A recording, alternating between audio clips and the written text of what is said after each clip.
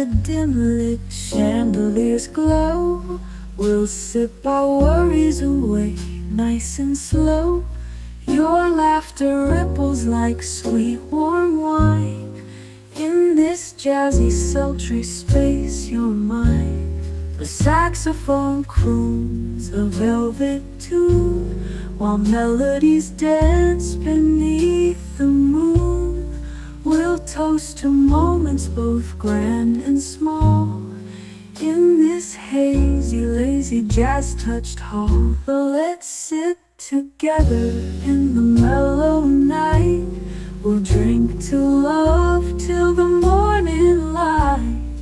Every glass we raise a promise true. Here's to the magic in a drink with you.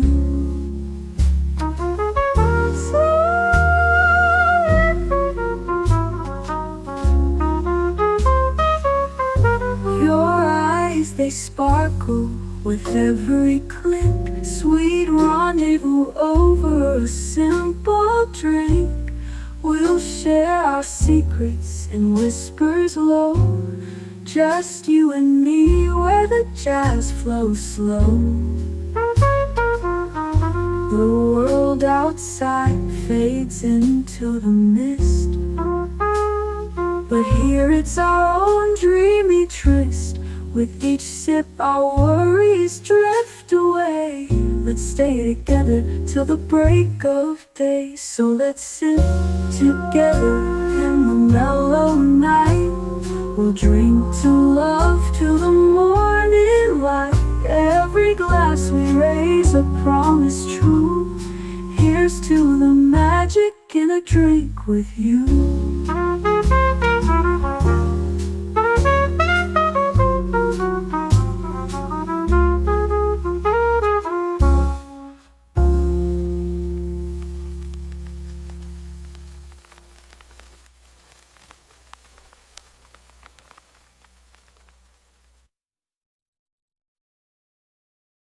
The following live stream has been approved for appropriate audiences.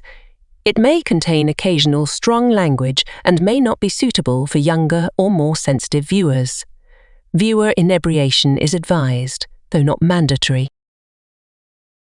Good evening, happy Friday, and welcome to The Last Call, where tonight we're cracking open the dusty video game grave from 1983.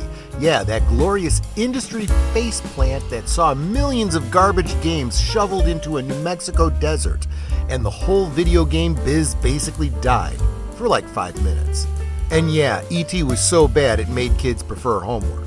Fast forward to now, endless live service slop, $70 games that are basically DLC with a pointless disc, and every publisher screaming, this time it's different, while printing microtransaction receipts like their hall passes. Spoiler, history doesn't repeat, but it sure loves to blow into the same buggy cartridge. So top off your glasses and settle in, because the crash might be loading.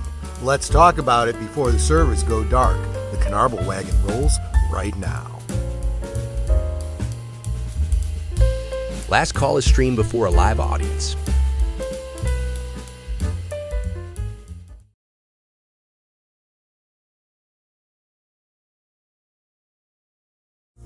Ruby who, you're a gem shining through.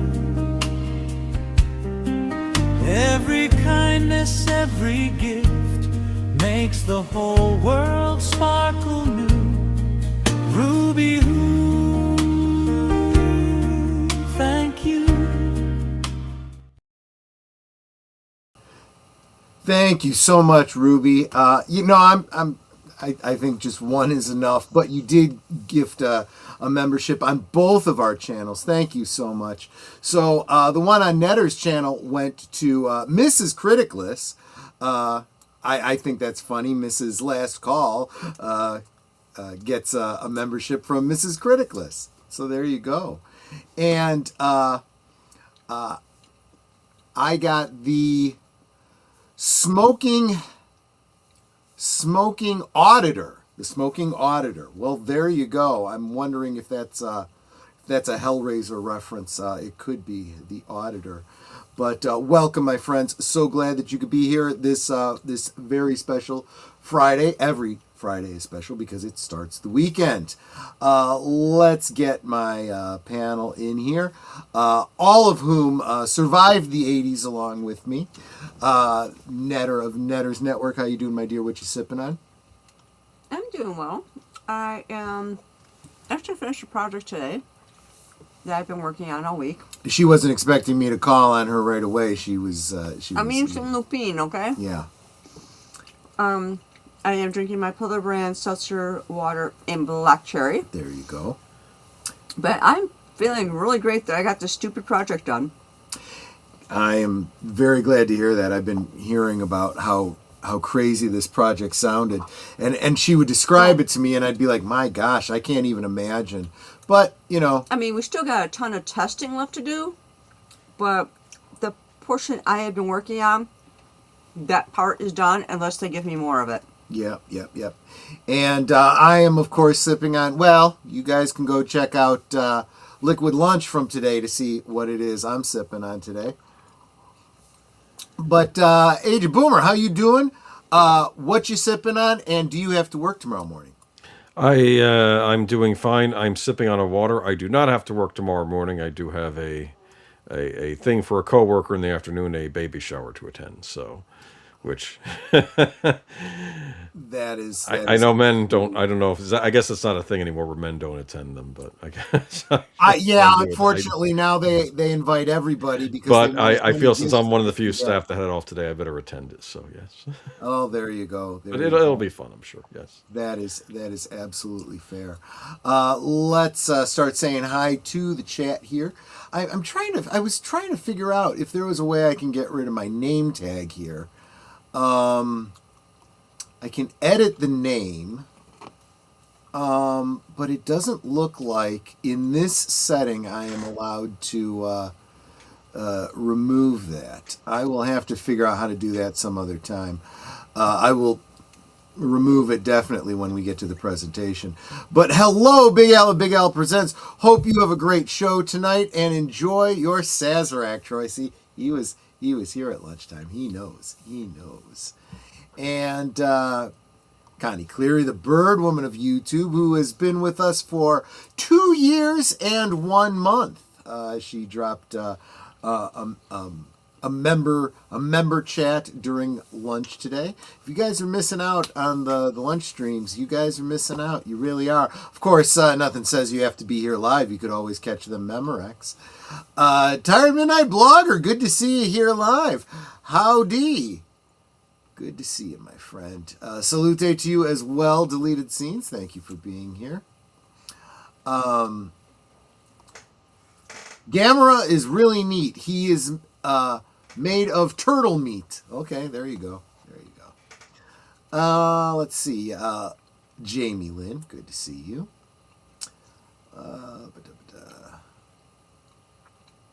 Saying hi to each other, which I always love seeing.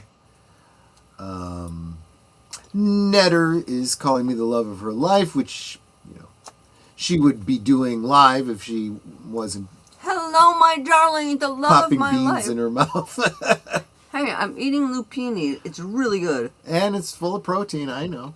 It's my snack and my I hear dinner. music. They told when I die there would be music. Well, hopefully your life is filled with music too. So there you go. Well, they play that for you at in that station in Soylent Green when they take you into that room. They play music. That's a good point. point. Wait, never mind. That is an excellent point. Geek Flag with Nate knows says like, share, subscribe, become a member, do all those things. And if you were going to give a super chat of $5 more, why not do exactly what Ruby Hoof did and gift a membership? She says, have a great time. Thank you so much, Ruby. Super, super appreciate it. Yeah, we're going to take a step back to the video games we were playing in 1983. Hey, Troy, Boomer, and the timeless beauty known as Netters. Absolutely. And I know it's not Thankful Thursday, but I am extremely thankful that Mrs. Geek Flag is doing much, much better. Not 100%, a lot better than she was. That is, so have they confirmed If she stays away from that particular brand of vitamin B12, she's going to be okay. Is that all there was to it? Yeah, let us know. Let us know. Jesse Guajardo says, hey, Troy. Hey, Netters. And hey, Aged Boomer. Hello. Let's see. Got a new mic. Let's get a sound check. How does everyone sound, especially this guy? How do I sound, everyone? There you go.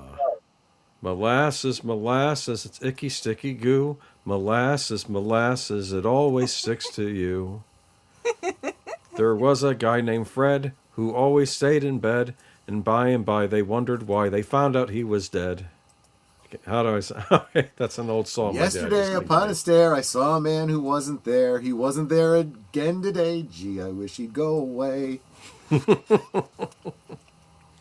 Just let me know if I'm sounding off or anything. But Yeah, I should exactly. sound better than I usually do. So yes. Aged Boomer sounds so regal. No pun intended.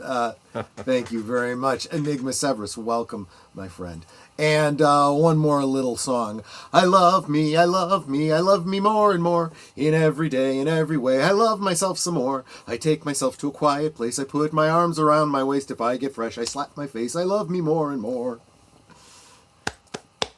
That was a much more innocent song, back in my grandmother's day. Nowadays, it sounds a little bit blue, just saying. But I'm going to move to the presentation because I'm just getting tired of seeing my name in front of my chin. So Look at there this. we go.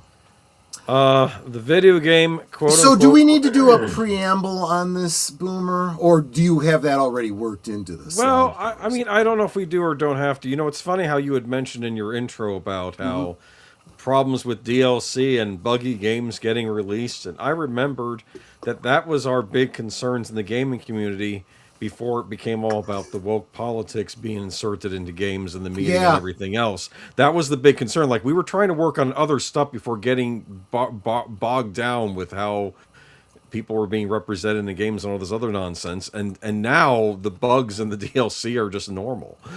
Yeah, People exactly. have forgotten about it. That was a big deal. But that was back, 2012, 2013. Now we go back to 1983. And to be honest with you, I'm trying to recollect my own memories of this, and maybe you have memories too. Did you notice there was a crash going on in 1983 with video games? I did not. No. But then again, the only way you do is, and see, this is where, this is the difference between where we were as kids and where we are now. Right now, I mean, I was 6 years old, so right, and I was a few years older, right?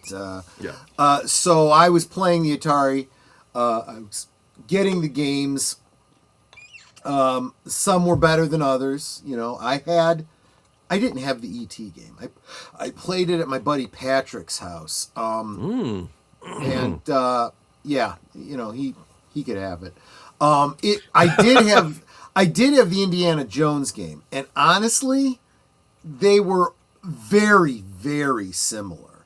You know, if the games back then worked the way they do now, we'd say that they used the same game engine, but that's not the case. But it could have been a reskin, one of the other. It was Pitfall.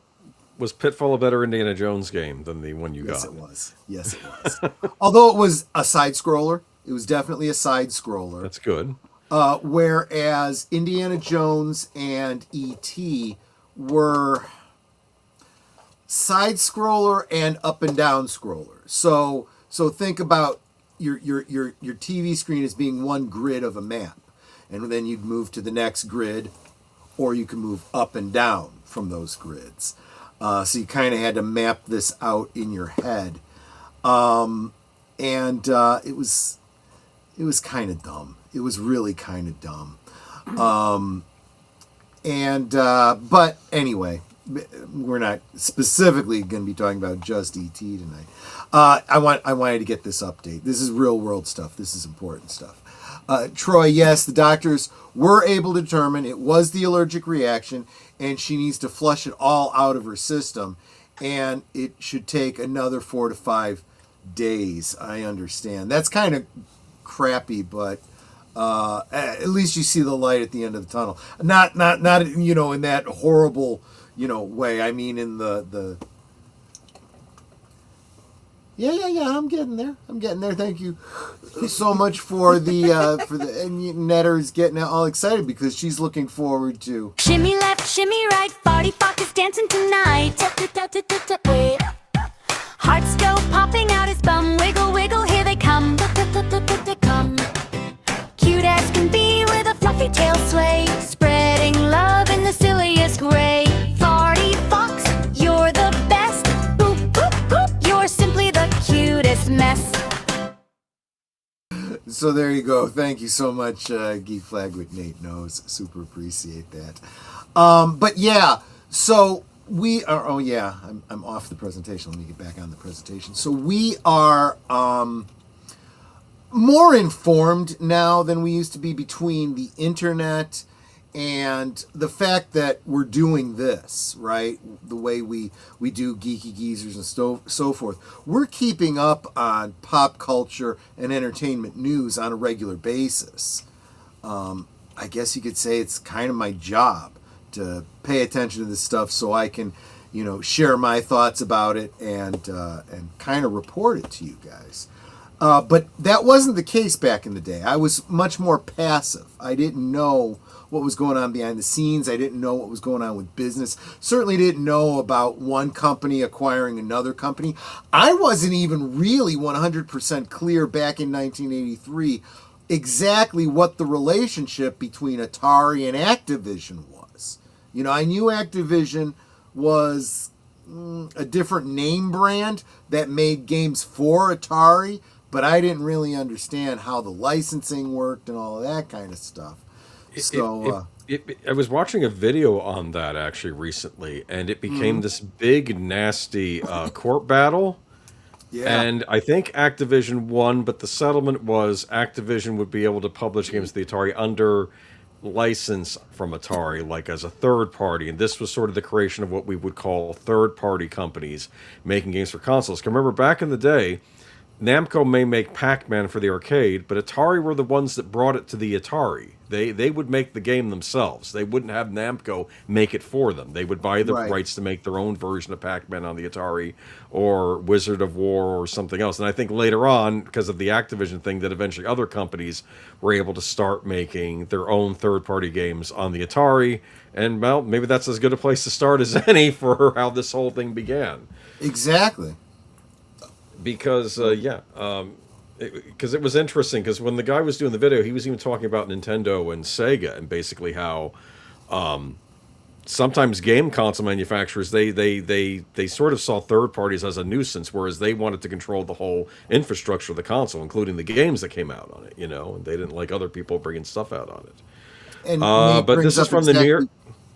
I was just going to say, Nate is saying exactly what I was getting at. Back in the day, if we didn't subscribe to a certain kind of magazine, we wouldn't know any of this stuff. Now we geeks are more connected, and even the normies know what's going on. Yeah, the internet has been... I think we overlook how easily accessible information is.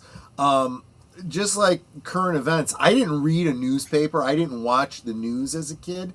But now that stuff is coming at you passively on social media. So, every single time they lock down the Straits of Hormuz and bomb the crap out of Iran again because whatever.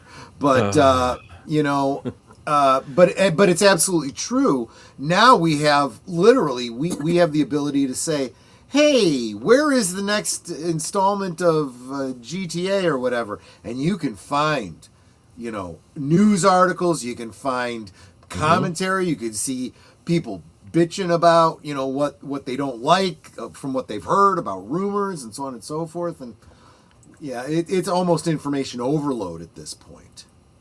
When I was growing up with the NES, Nintendo, Super Nintendo, things like that, I would buy gaming magazines.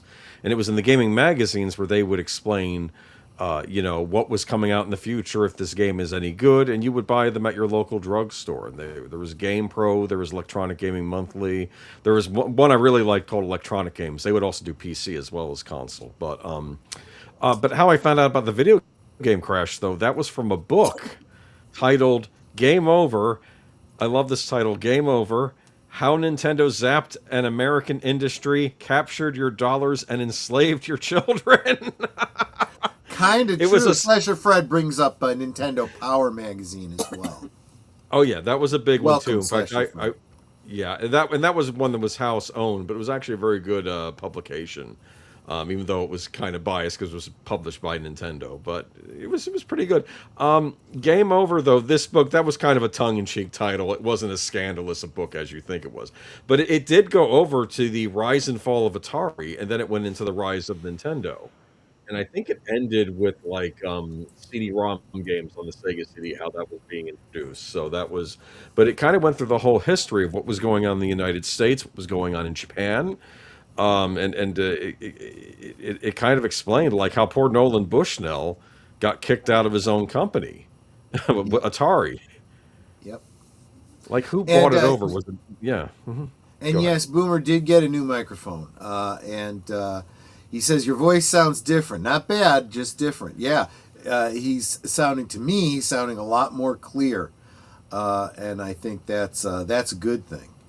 That's a good Yeah, thing. we'll see how I'll listen to myself when the stream's over to see if there's any. Now I realized when I would listen to our last movie stream, I was hearing a lot of I don't know, unnecessary breathing on my end. I thought I need a better microphone, so I figured I would try it out this There way. you go.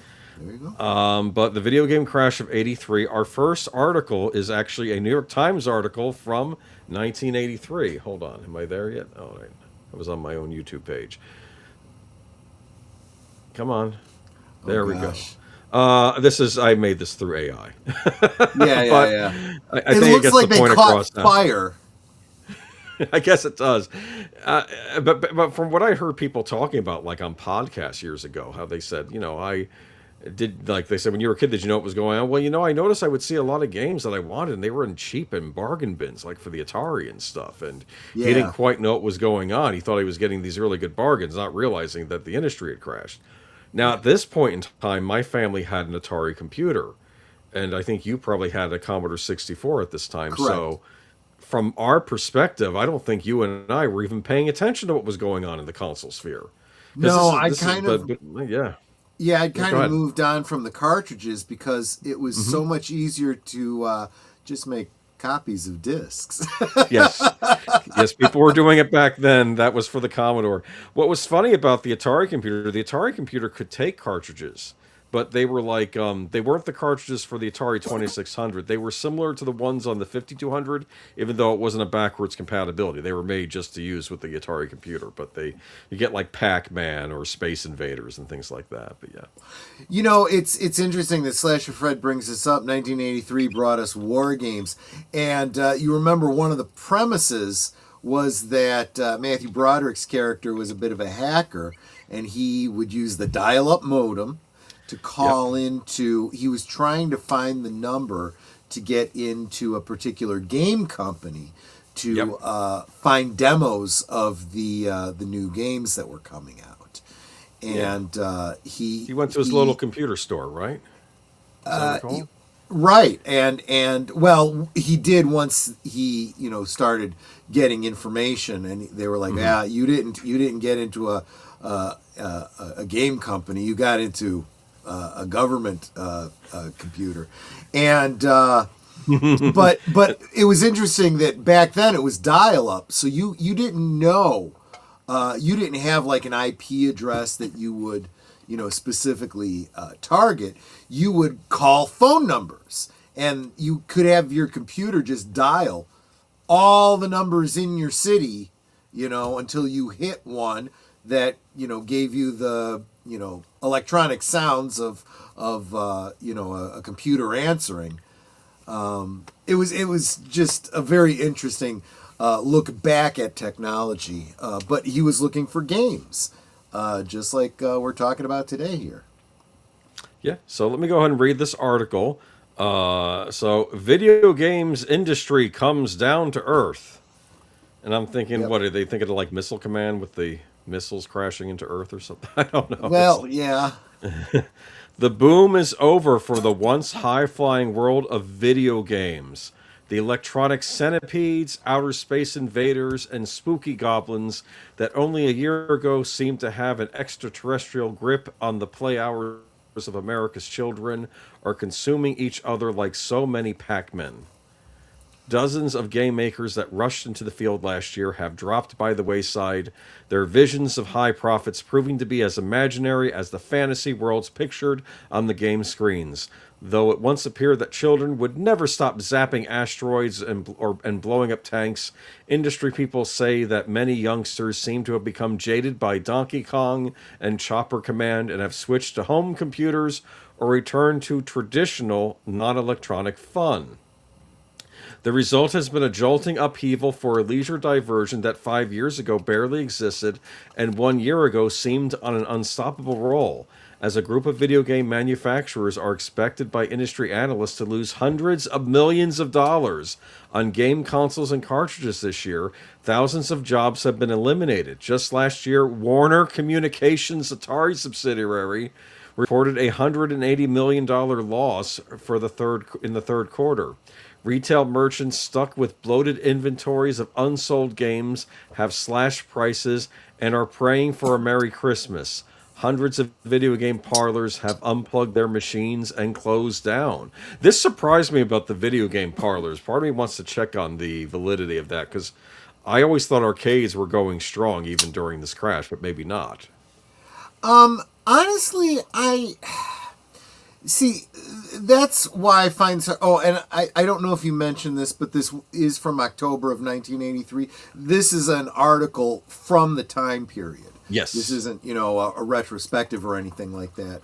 I have retrospective ones in that later, yeah. Right. But I do feel like arcades were a different animal because this is another thing. Games in 83 were very different in that there was that social element to it, right? I could go over to a friend's house to play a game on the console. We could trade cartridges back and forth. But we could also go to the mall, go to the arcade, get a slice of pizza, a soda, and, put our quarters up on that Pac-Man game or whatever it was that we were wanting to pump quarters into. And it was a social thing as well. And then when you ran out of quarters, you'd watch other people or you'd go talk to the girls, whatever.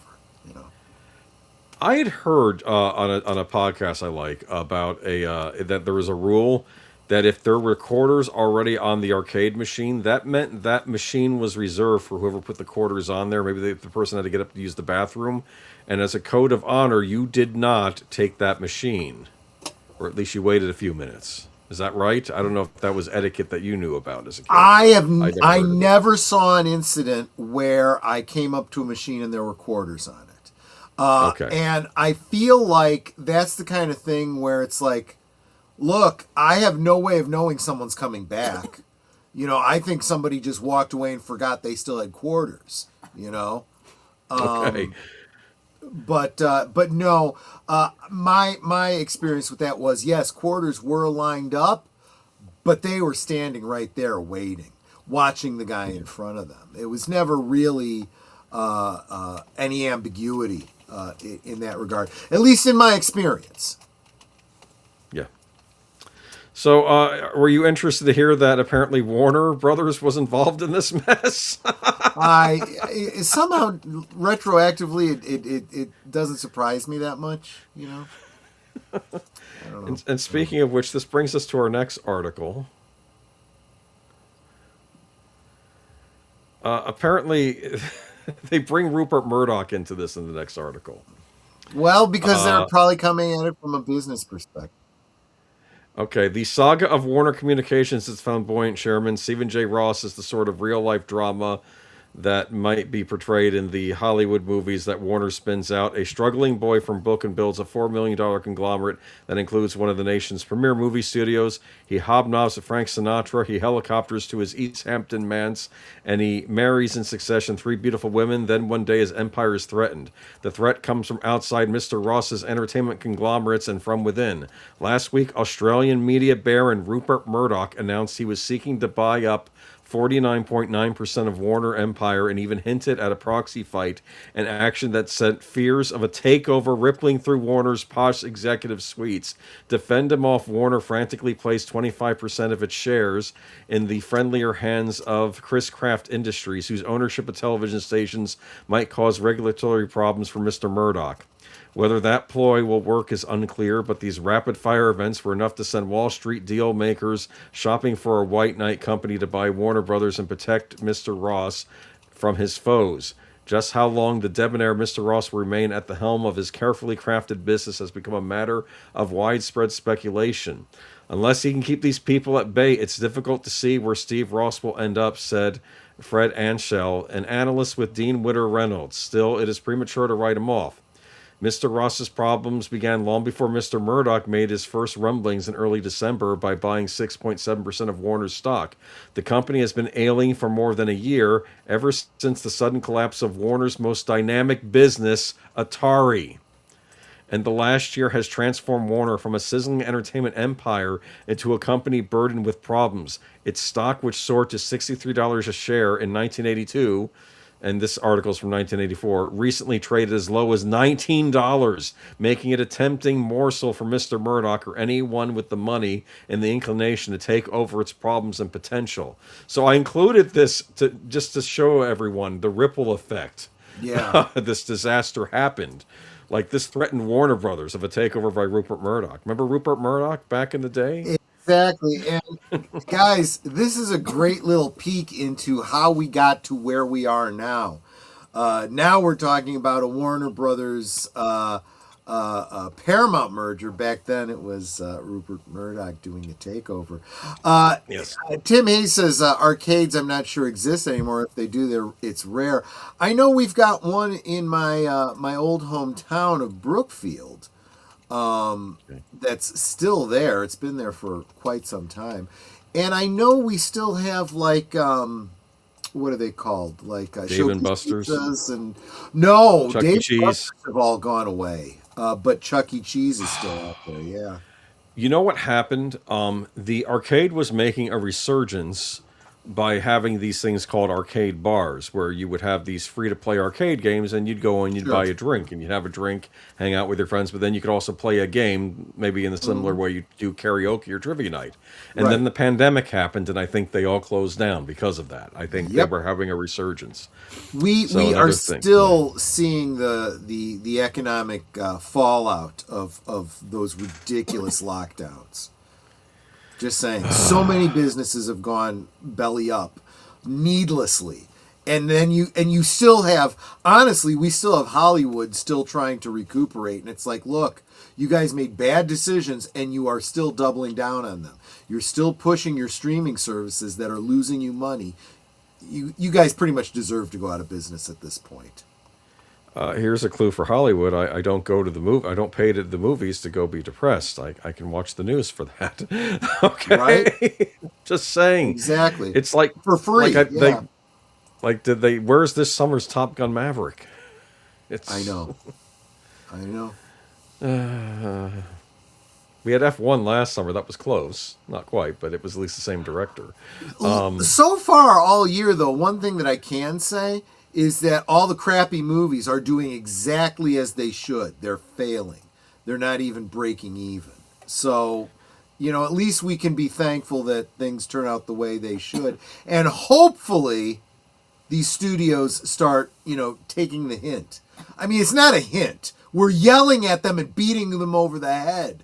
But to them, it's oh, gee, I wonder if, Yeah. So this was Rupert Murdoch, though. By the way, there's a funny story if you ever get the horror movie DVD Zombie, the Lucio Fulci movie, where the dapper English actor from that, who I forget his name now, but Ian something. He was explaining on the commentary track how they were not shooting in New York with a permit, New York City, and they kind of snuck into the New York Times building to get some scenes because the main character in the zombie movie was a newspaper reporter. Right. And apparently, a bunch of Italian cameramen were barged in on a room, and the actor said he thought it was being shared by Rupert Murdoch himself. And if you don't mind me cussing, Rupert Murdoch looks at the Italian camera crew and says, "Who the fuck are you? Fuck off!" And it was just. I can imagine that. That doesn't surprise me at all. Horror movies from the 1980s. And what if and I did have a 70s. problem with you cussing? It's you didn't give me a chance to stop you, so I apologize. Anyway, No, we're it's far enough fine, in the it's fine. stream. I was Whatever. going to say we are past don't- the watershed, and I think there's the what do they call it? The disclosure at the beginning. Warning. There may be some language. Just so you know. What is it? This stream is not for children. If you're a children, fuck off. So there you go. Okay. Anyway, kids, your video games went away because you were more interested in playing with toys. Boo. Actually, I started getting interested in playing with girls, but that's a whole other story. Well, you were older at this point. I'm thinking my age at this point. Actually, to be fair, I always consider video games part of the toy family. I know that's sacrilege, but no, look at this. because you did buy those cartridges at Toys R Us, or you could. I bought a lot of games at Toys R Us. I bought my Nintendo 64 at Toys R Us. I got the reserve card. I went in there on launch day. That was the only game console I ever bought at launch, was the Nintendo 64 back in the day. Because I would usually wait a few months because I know everybody, I have to have it on release day. No, you don't. It's not going anywhere. Enjoy what you have for a little while longer. Sometimes the best games come out for a console at the end of its life cycle, actually. So you have to rush out and get the new thing. I love this. Remember, is this an ad from 1983? Yes. I made sure remember, I found this is $1983. If personal computers are for everybody, how come they're priced for nobody? That same blurb could be done right now. Absolutely true. And those prices I'm looking at going, actually, those are the kind of prices I would have expected from the past 5 years, not from 1983. Wow, some of those are pricey on there. Yep. But I think they have on here the actual Commodore 64 price. If you read it, it's actually a lot cheaper than that. But let me get to the article. This is from 1983. Under 1983 Christmas tree, expect the home computer. This is a big deal. Believe it or not, growing up, not everybody had a home computer in 1983. If you had one, that was considered premium technology, right? As I recall. Yes. Yeah. This is the year in which the home computer will join the sled and the bicycle under the Christmas tree. The numbers that outstrip even the most optimistic predictions, Commodores, Ataris, and Colecos are being snapped up from the shelves. Americans have embraced the home computer as their favorite gadget for a Christmas present, replacing the food processors and video games of Christmases past. So the thing to remember about these early computers was the kids saw them as the new gaming console. Yes. But the parents saw it as a typewriter, as spreadsheets, as all of these tools that were good for the house, would be good for the kids in school. Honestly, I was going into high school, 1984. So 1984 going into 1985, I was going into high school. And one of my freshman year classes was basic programming. And I mean basic as in the language basic. I see. And sure, and my mom says, well, I got to get you a computer. You got to learn how to, because this is the future, right? And sure enough, I was actually surprised. The programs I was writing in basic at school, I could run on my Commodore because Commodore, ran on BASIC as well. So I was like, wow, this is pretty cool. So I actually started writing some text adventures, for my Commodore. I remember text adventures. Now, my brother got a lot of those, the Infocom games, Yep. the like Zork Infocom, and yep. Spellbinder. Was that one of them? Yep. Or Spelljammer? I can't Or remember something, what yeah. it was called, Okay, but I yeah, know it what was. you mean. Yeah. And then he had the Hitchhiker's Guide to the Galaxy game, which was actually created by Douglas Adams himself. He wrote the game, which I thought was interesting. Yes, exactly right. And but I mean, mine were my games were a little bit more Oh, simplistic. What I actually did was I would take like Twist-a-Plot games or Twist-a-Plot books or yeah. Choose Your Own Adventures, Very cool. and I would turn them into text adventures because Hey. it absolutely worked. Do you know what I those did? work It's for funny you? I did have Zork too. Yeah. It's funny you did that because for a writing program, I took one of my old Choose Your Own Adventure books, pulled the entire thing apart, scanned every page, and then created hyperlinks in the document to actually, when you Wow. would click on go to page, it would jump to the page. And I used that for a presentation, and it worked out beautifully. It was trying to teach them plotting. But That's really very clever. Yeah, we weren't at that level with these computers yet. You I mean, could, I'm not a computer yeah, genius, but I figured out how to do that. Yeah. yeah, but so I literally had to type in every single page, into it, and then it was all if-then statements. If this, then Yeah. go here. Because that's exactly how the Twist-a-Plots were done. You'd get to the bottom. If you want to do this, go to this page. If you want to do this, go to that page. It was just, instead of going to a page, you'd go to a prompt number. So, By the way, someone in the chat mentioned Wolfenstein 3D. yes.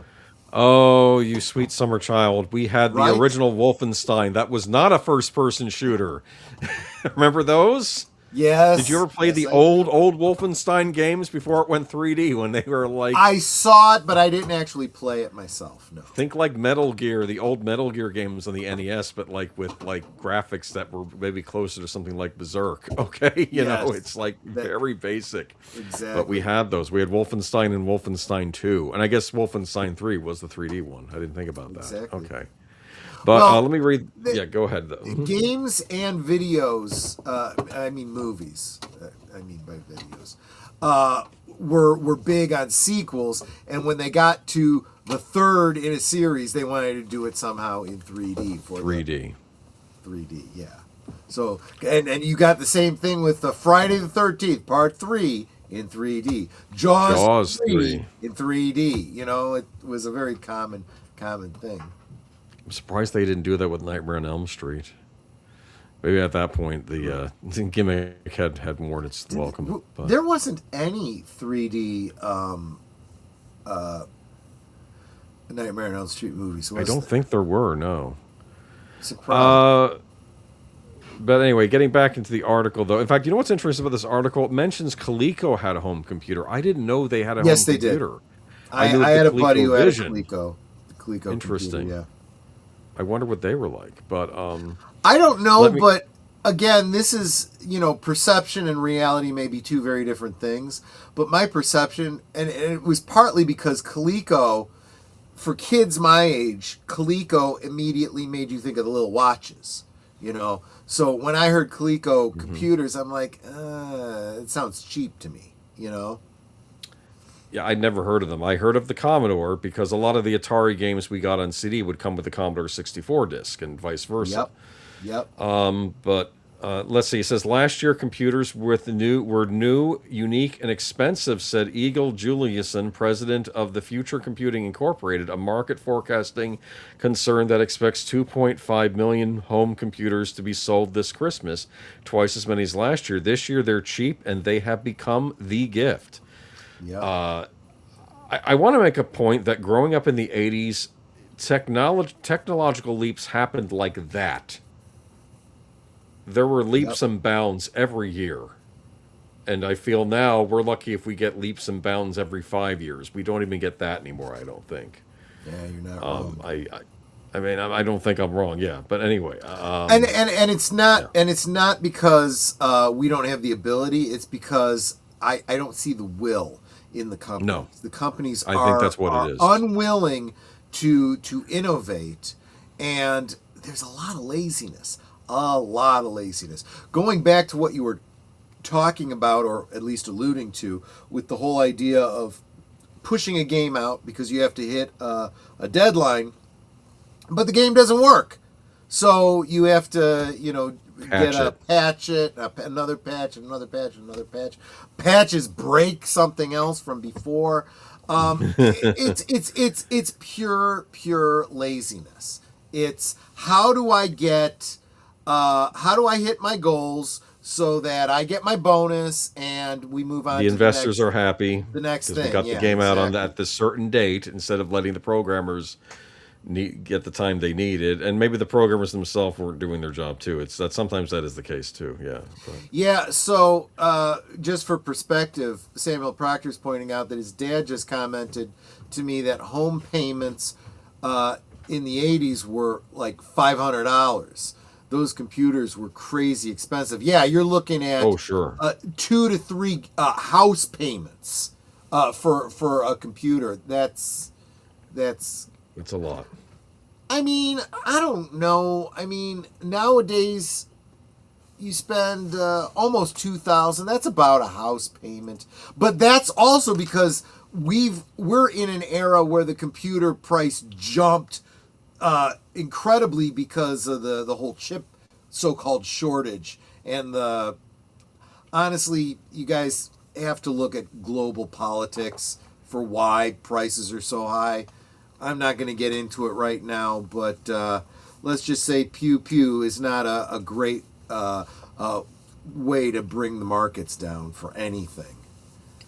Hold on. I'm trying to see what the prices are here. TRS. I think the joke of this ad is that all of these computers that they're being advertised with the high prices are way too expensive, whereas if you read the text, what is the Commodore 600? Let me see here. Do you remember how much it cost you, or I guess your mom helped buy it for you? I honestly don't. Yeah, it was a gift. And it actually wasn't the Commodore 64. I got the 128, so they shelled out a little bit more. Where is the price? You're yelling at the other companies. Where's your price here? Well, I thought I read somewhere that it was 600. Okay, I could be wrong. That sounds about right. Currently, or back in back in '83. Back in '83, yeah. What did it Commodore release as? 64? Yes. Yeah. Alexa, how much was a Commodore 64 back in 1983?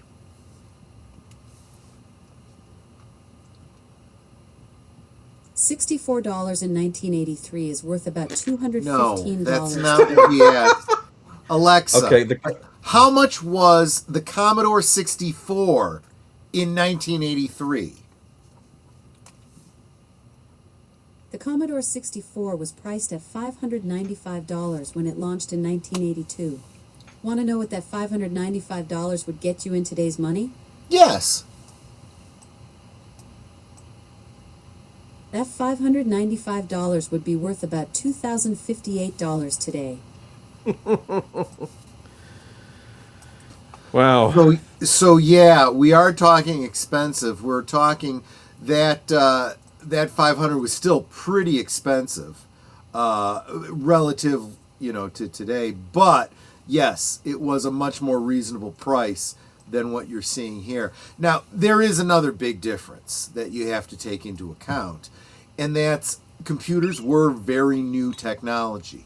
And every time a new technology comes out, we talked about this when we were talking about VCRs and VHS tapes and so forth, how the tapes were like freaking incredible, like $1,000, because you weren't meant to buy them. It was meant to be bought by businesses for renting. See, they weren't priced to own. However, that's how it starts. And as more and more get out there, the prices come down, and it becomes more affordable. That's the way it always was. It was that way with cars. It was that way with VCRs and VHS tapes. And it was the same way with computers. Over time, the price came down. and it became, okay, now everyone's got them. We're mass marketing them. It's significantly cheaper. But this was new.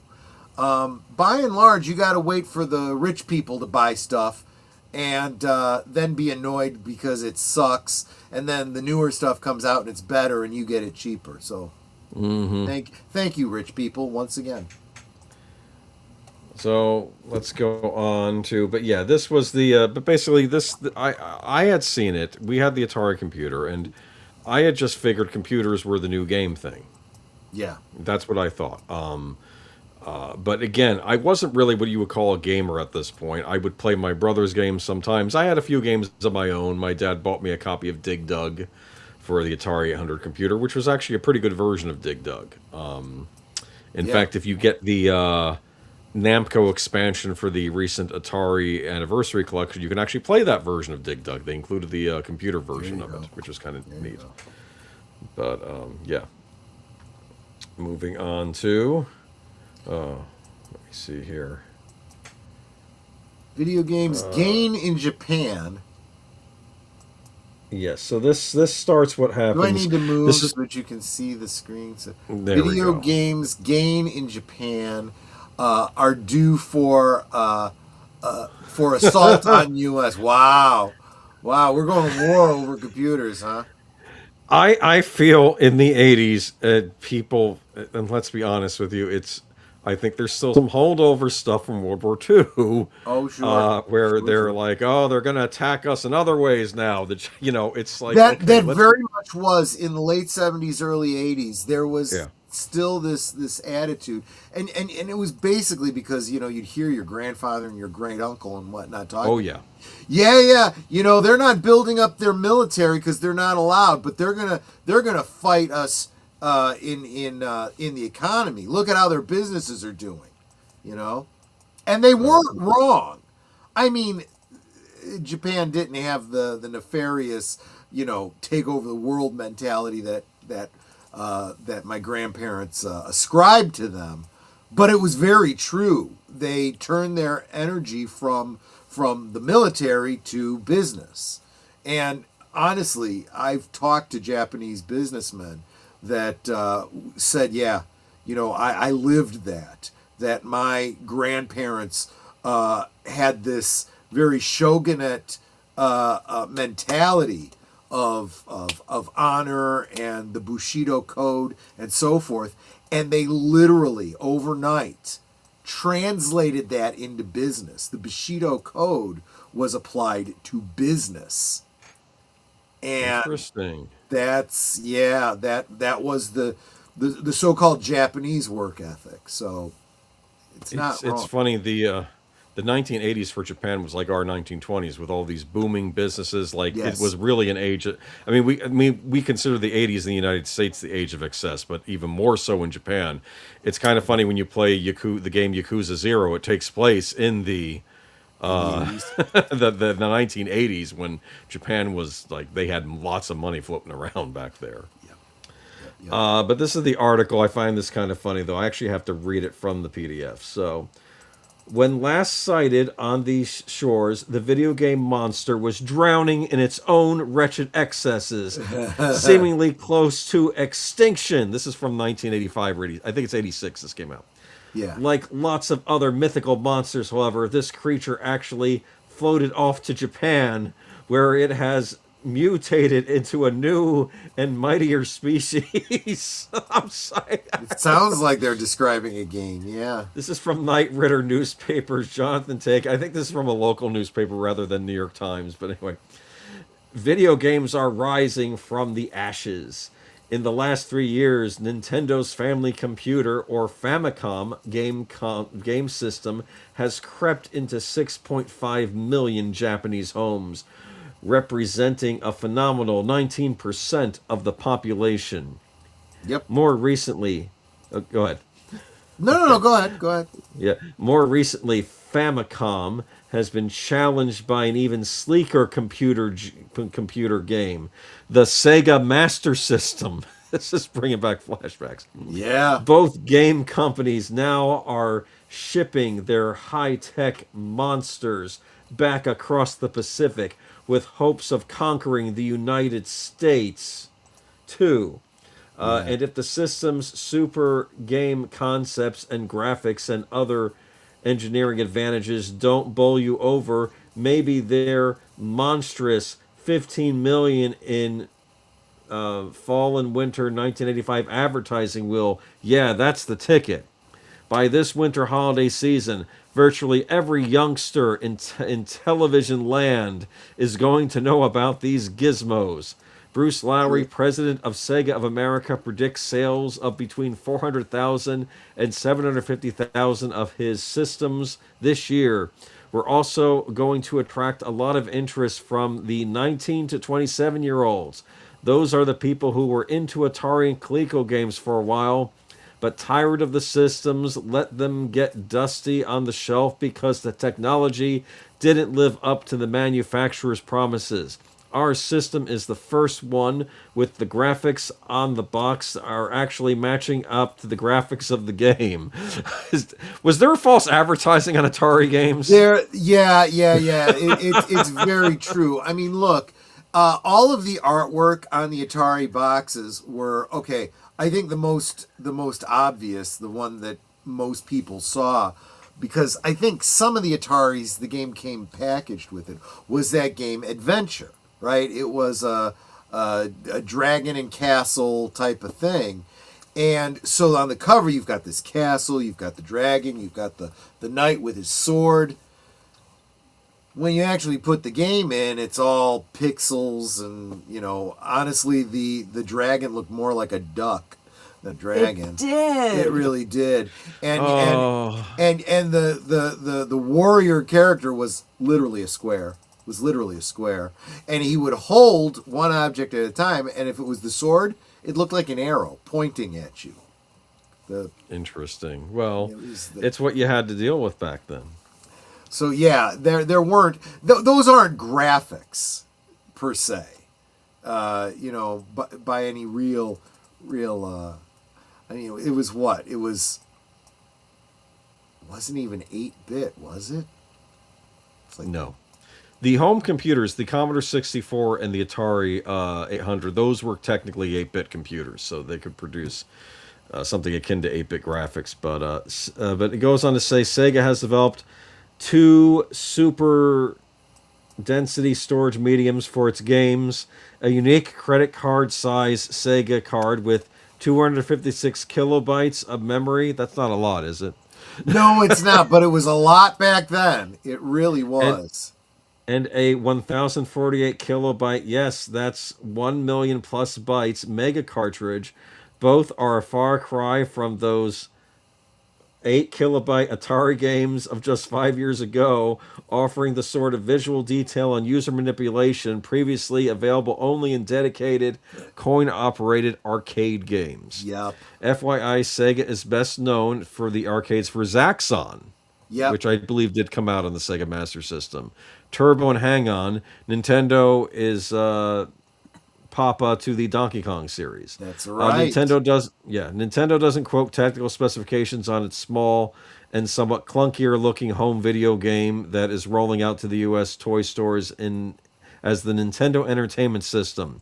On a direct comparison of a motorcycle race, shooting gallery, and sports games, I felt that the Nintendo versions were not equal to Sega in terms of picture crispness or color options, but still look quite good and react just as quickly to the user manipulations. Fun fact, the Sega Master System could sport slightly better graphics than the NES, but Nintendo had other ways to get around that, which I'll get into in a minute. It's the content of the games themselves that determine if a system rises or falls, points out Nintendo president Hiroshi Yamauchi. He believes Atari collapsed because they gave too much freedom to third-party developers and the market was swamped with rubbish games. Nintendo limits third-party developers to just 3 software packages a year, but already has 117 titles out in Japan, of which 27 will be sold in the United States this year. So Nintendo didn't bar third parties, but they said you're limited to 3 games a year. Yeah, they probably wanted some sort of right of refusal as well. Samuel Proctor says, "Has Gizmo ever been used by a young person? I swear, even in the '80s news, this '80s newspaper, it sounds like it's outdated for the time." Yes. It kind of was. Yeah. Yes. Yeah. It's funny because they named the one gremlin or Gizmo in the Mogwai in Gremlins Gizmo, but it's like kids didn't use the word Gizmo. Right. We Wasn't called it it his father electronic. that came up with Gizmo? Gizmo Kaka. Yeah, I think it was his father that came up with the term. Yeah. Because his father made gizmos, yes. Made Okay, gizmos, that makes. yeah. Yeah, that's something his father would have used. That's right. Yep. Because that's something. That's not a phrase. I called it electronics. That's what I called this stuff. And remember, his dad was his- same generation as that other older guy who's always talking about WWII, right?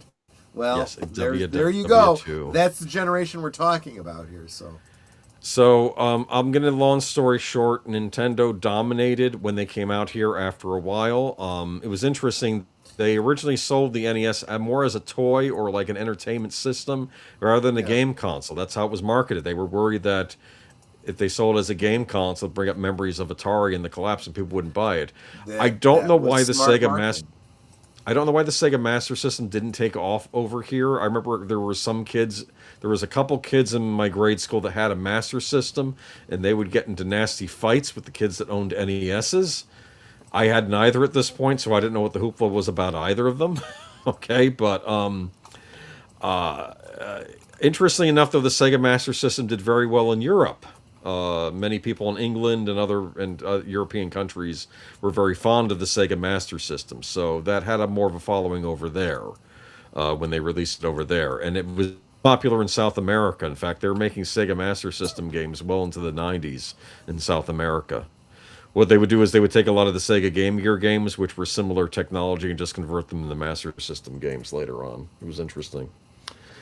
Despite the long history, the exact etymology of Gizmo remains a mystery. It first appeared in the lexicon of the U.S. Navy and Marine Corps personnel as a catch-all term for any equipment or unknown mechanism.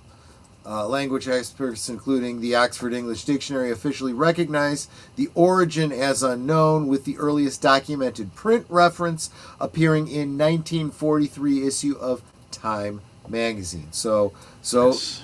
at least we know the era it comes from, and yes, we were absolutely right. It is the World War II era. Yeah, it's right up there with Thingamabob. Guys, Geek Flag Grenado says, "Hey, Troy, Ned, or Boomer, really want to stay, but I think everything I've been through this week, I could barely keep my eyes open. I will Get some watch sleep, the dude. show Memorex. Yeah, go take care of yourself and your wife. Understood." But do we have an intermission tonight or no? I forgot to ask. No, I about didn't that. load them. Don't worry and about it. honestly, the regulars have been seeing them for the past 3 days. They know what's going on, so we can just continue. There you go. There you go. You had mentioned So- this in the intro. I did. I did not. And is this an actual picture from that? Oh yeah, this is from the news article where I got it from. I'm pretty sure this is an actual picture. I'm surprised Centipede is in there because Centipede was actually a decent 2600 game. It was for what it was a good conversion. Bad. Yeah, It was honestly, it was the one game where when I saw it on the Atari, what was the next one after the 72 something or other? There was the more advanced 5200, and then there was the 7800. Yeah, I think it was the 7800. Yes. I saw it, and it looked almost exactly like the arcade. And I'm Yeah. like, but it's not significantly better than, the earlier arcade games were just fine for Atari 2600. Space Invaders, Centipede were good. Pac-Man, they couldn't quite get it. No. They didn't have the memory for it. Sega couldn't get marketing right until hiring Tom Kalinske from Mattel. Nintendo's exclusivity didn't help. There you go. And welcome, by the way, Lester the Skeptic Tank Obsessions. Good to see Nintendo you. was nasty back then, back in the NES days. Oh, they were they they would sometimes tell third parties like, well, if you bring out your game on our competition, well, maybe you don't bring out games for us anymore ever. How do you like them apples? And now this wouldn't work with certain games. Like Pac-Man would come out on anything, but like some of the newer stuff, it's interesting. Like I think Sega had to buy the rights to Ninja Gaiden because it's a popular NES game. But when they brought it to the Sega Master System, they made a completely new Ninja Gaiden game, which is actually supposed to be pretty good. But it's an original title. It's not a port of the NES game because I think that was verboten by Tecmo because they were worried about backlash from Nintendo on that. So, and just remember too, this was also the era of kind of wild west of the games. Space Invaders, Pac-Man, and a lot of games like that. Maybe your company couldn't afford the license or wasn't allowed, but they would make a game that was basically the same thing. You know, they'd call it something different, change the character and the graphics, but it absolutely happened. This is a problem with the Magnavox Odyssey, though, with Casey Munchkin, because the Magnavox Odyssey is actually technically the first home console. We had a Magnavox Odyssey. I remember I told you I didn't grow up with consoles, but we did have a Magnavox Odyssey when I was real little, and there was a game for it called Casey Munchkin, and it played better than the Atari 2600 of Pac-Man. But Namco got furious with this game. They went after them. And I think it's a little ridiculous. It's not. It was. I thought it was different enough from Pac-Man. You can't really sue them for having a maze game where things chase after you. I mean, lots of other companies have done that too. But yeah, they went after them in court. I don't know if that game is now prevented from ever coming out anything again. I don't know. So, welcome to Joe's Atmosphere. Says Centipede is one of the cabinet sides I painted on the glass of our local arcade. The other two were Joust and Galaga. I loved both of those. I loved all of those games. I loved Joust, and I was supposed to have gotten Joust on the Atari 2600 because I sold more candy bars in my Boy Scout troop than anyone else. Cool. And that was the prize I chose, and I never got it. That sucks. I was pissed.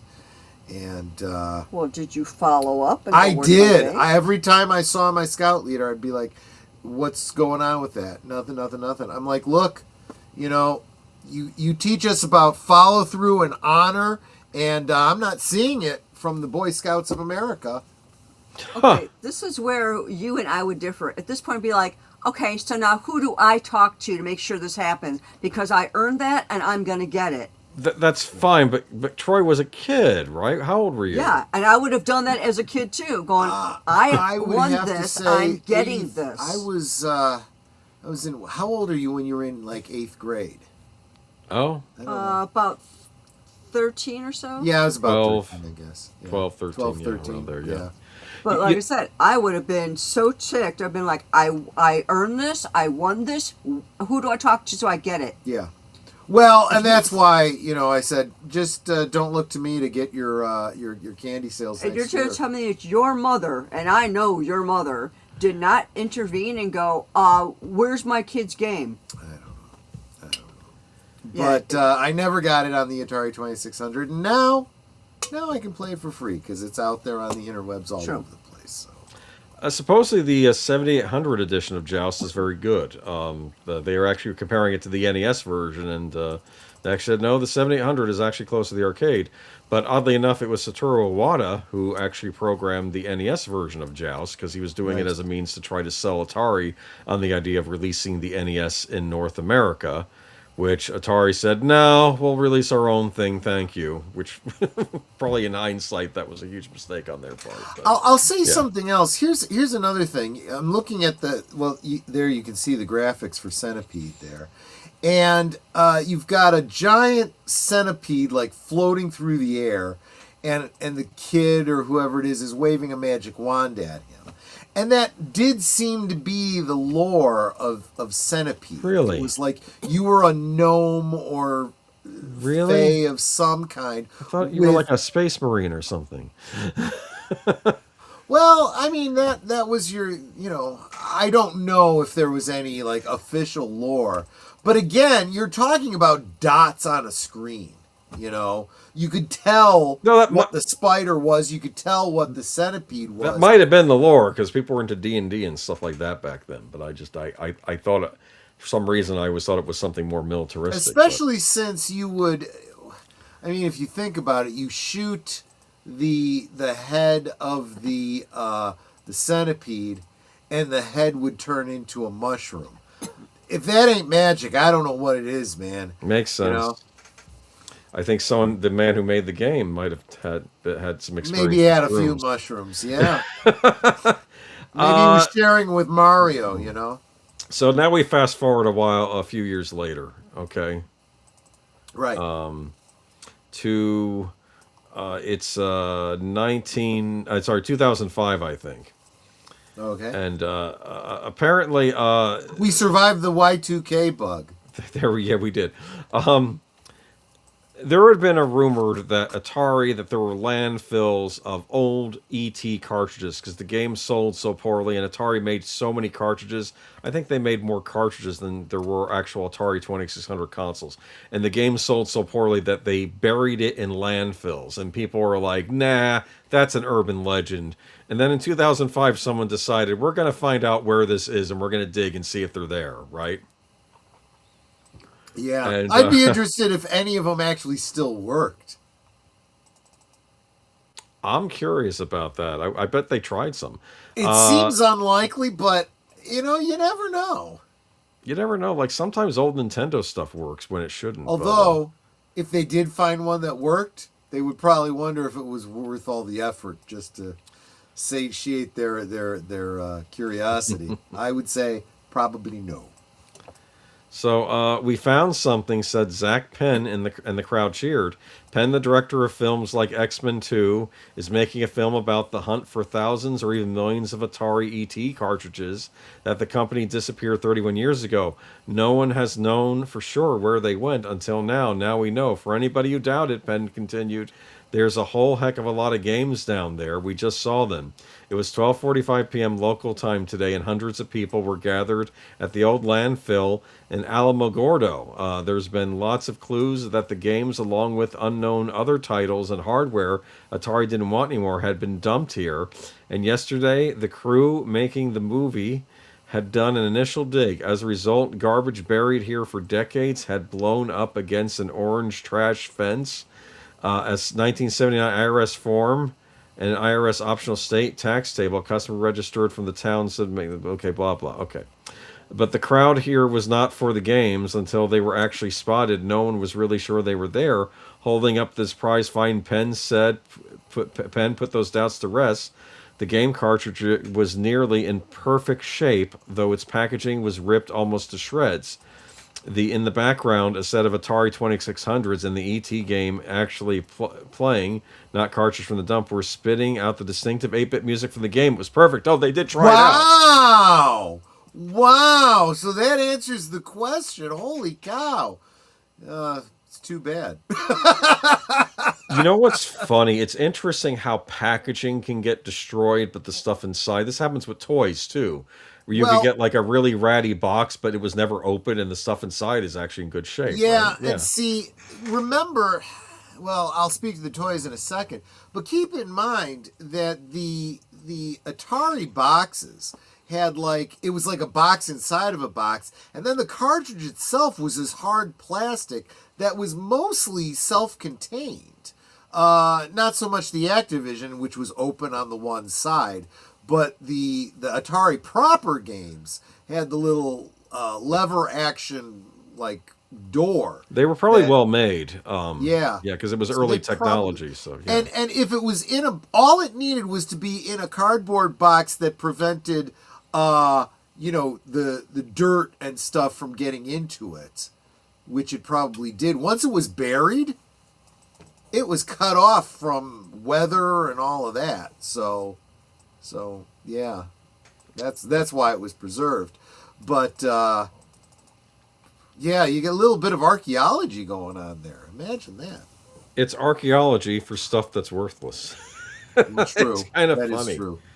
I have my uncle's old Atari 2600 games. I remember he said, "Do you want my old Atari games?" I had his console somewhere, but I couldn't find it. But it's like, and I was keeping my fingers crossed. Oh, please let it be a 7200. Oh, a 7800. Nope. Of course, his games are the 2600 games. And of course, it's Atari 2600 Pac-Man and not Ms. Pac-Man. You know? I took a picture of the Atari 2600 cartridges that the one vendor was selling at ICC Con, just specifically for you. I said, Netter, get that picture. For Boomer's benefit. I did not think you would be interested in any of them because there wasn't anything there that was like rare or anything. But believe it or not, there are some 2600 cartridges that were actually pretty well made. Like, there was a decent conversion of Wizard of War for the Atari 2600. I've seen clips of it on YouTube. I mean, it's still basic, but it's getting the job done, which means I think some of these other games probably could have been better if they had followed suit with what they did. But I'm a big fan of the game Wizard of War, because that was another 800 cartridge I owned growing up. Now we go to the present, and now we go to retrospectives. Right. Okay. The video game crash of '83, how the industry nearly died. Yeah. So now, I don't know if any of you have had questions for what's been going on. Oh, yikes. I'm sorry, going back to the prior article, one of the headlines was corporate shame.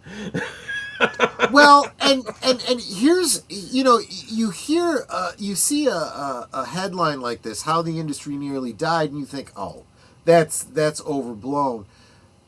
It's only overblown because we have, decades of hindsight to go, well, that didn't happen. But it was so close that it could have happened. Think about the corporate mentality.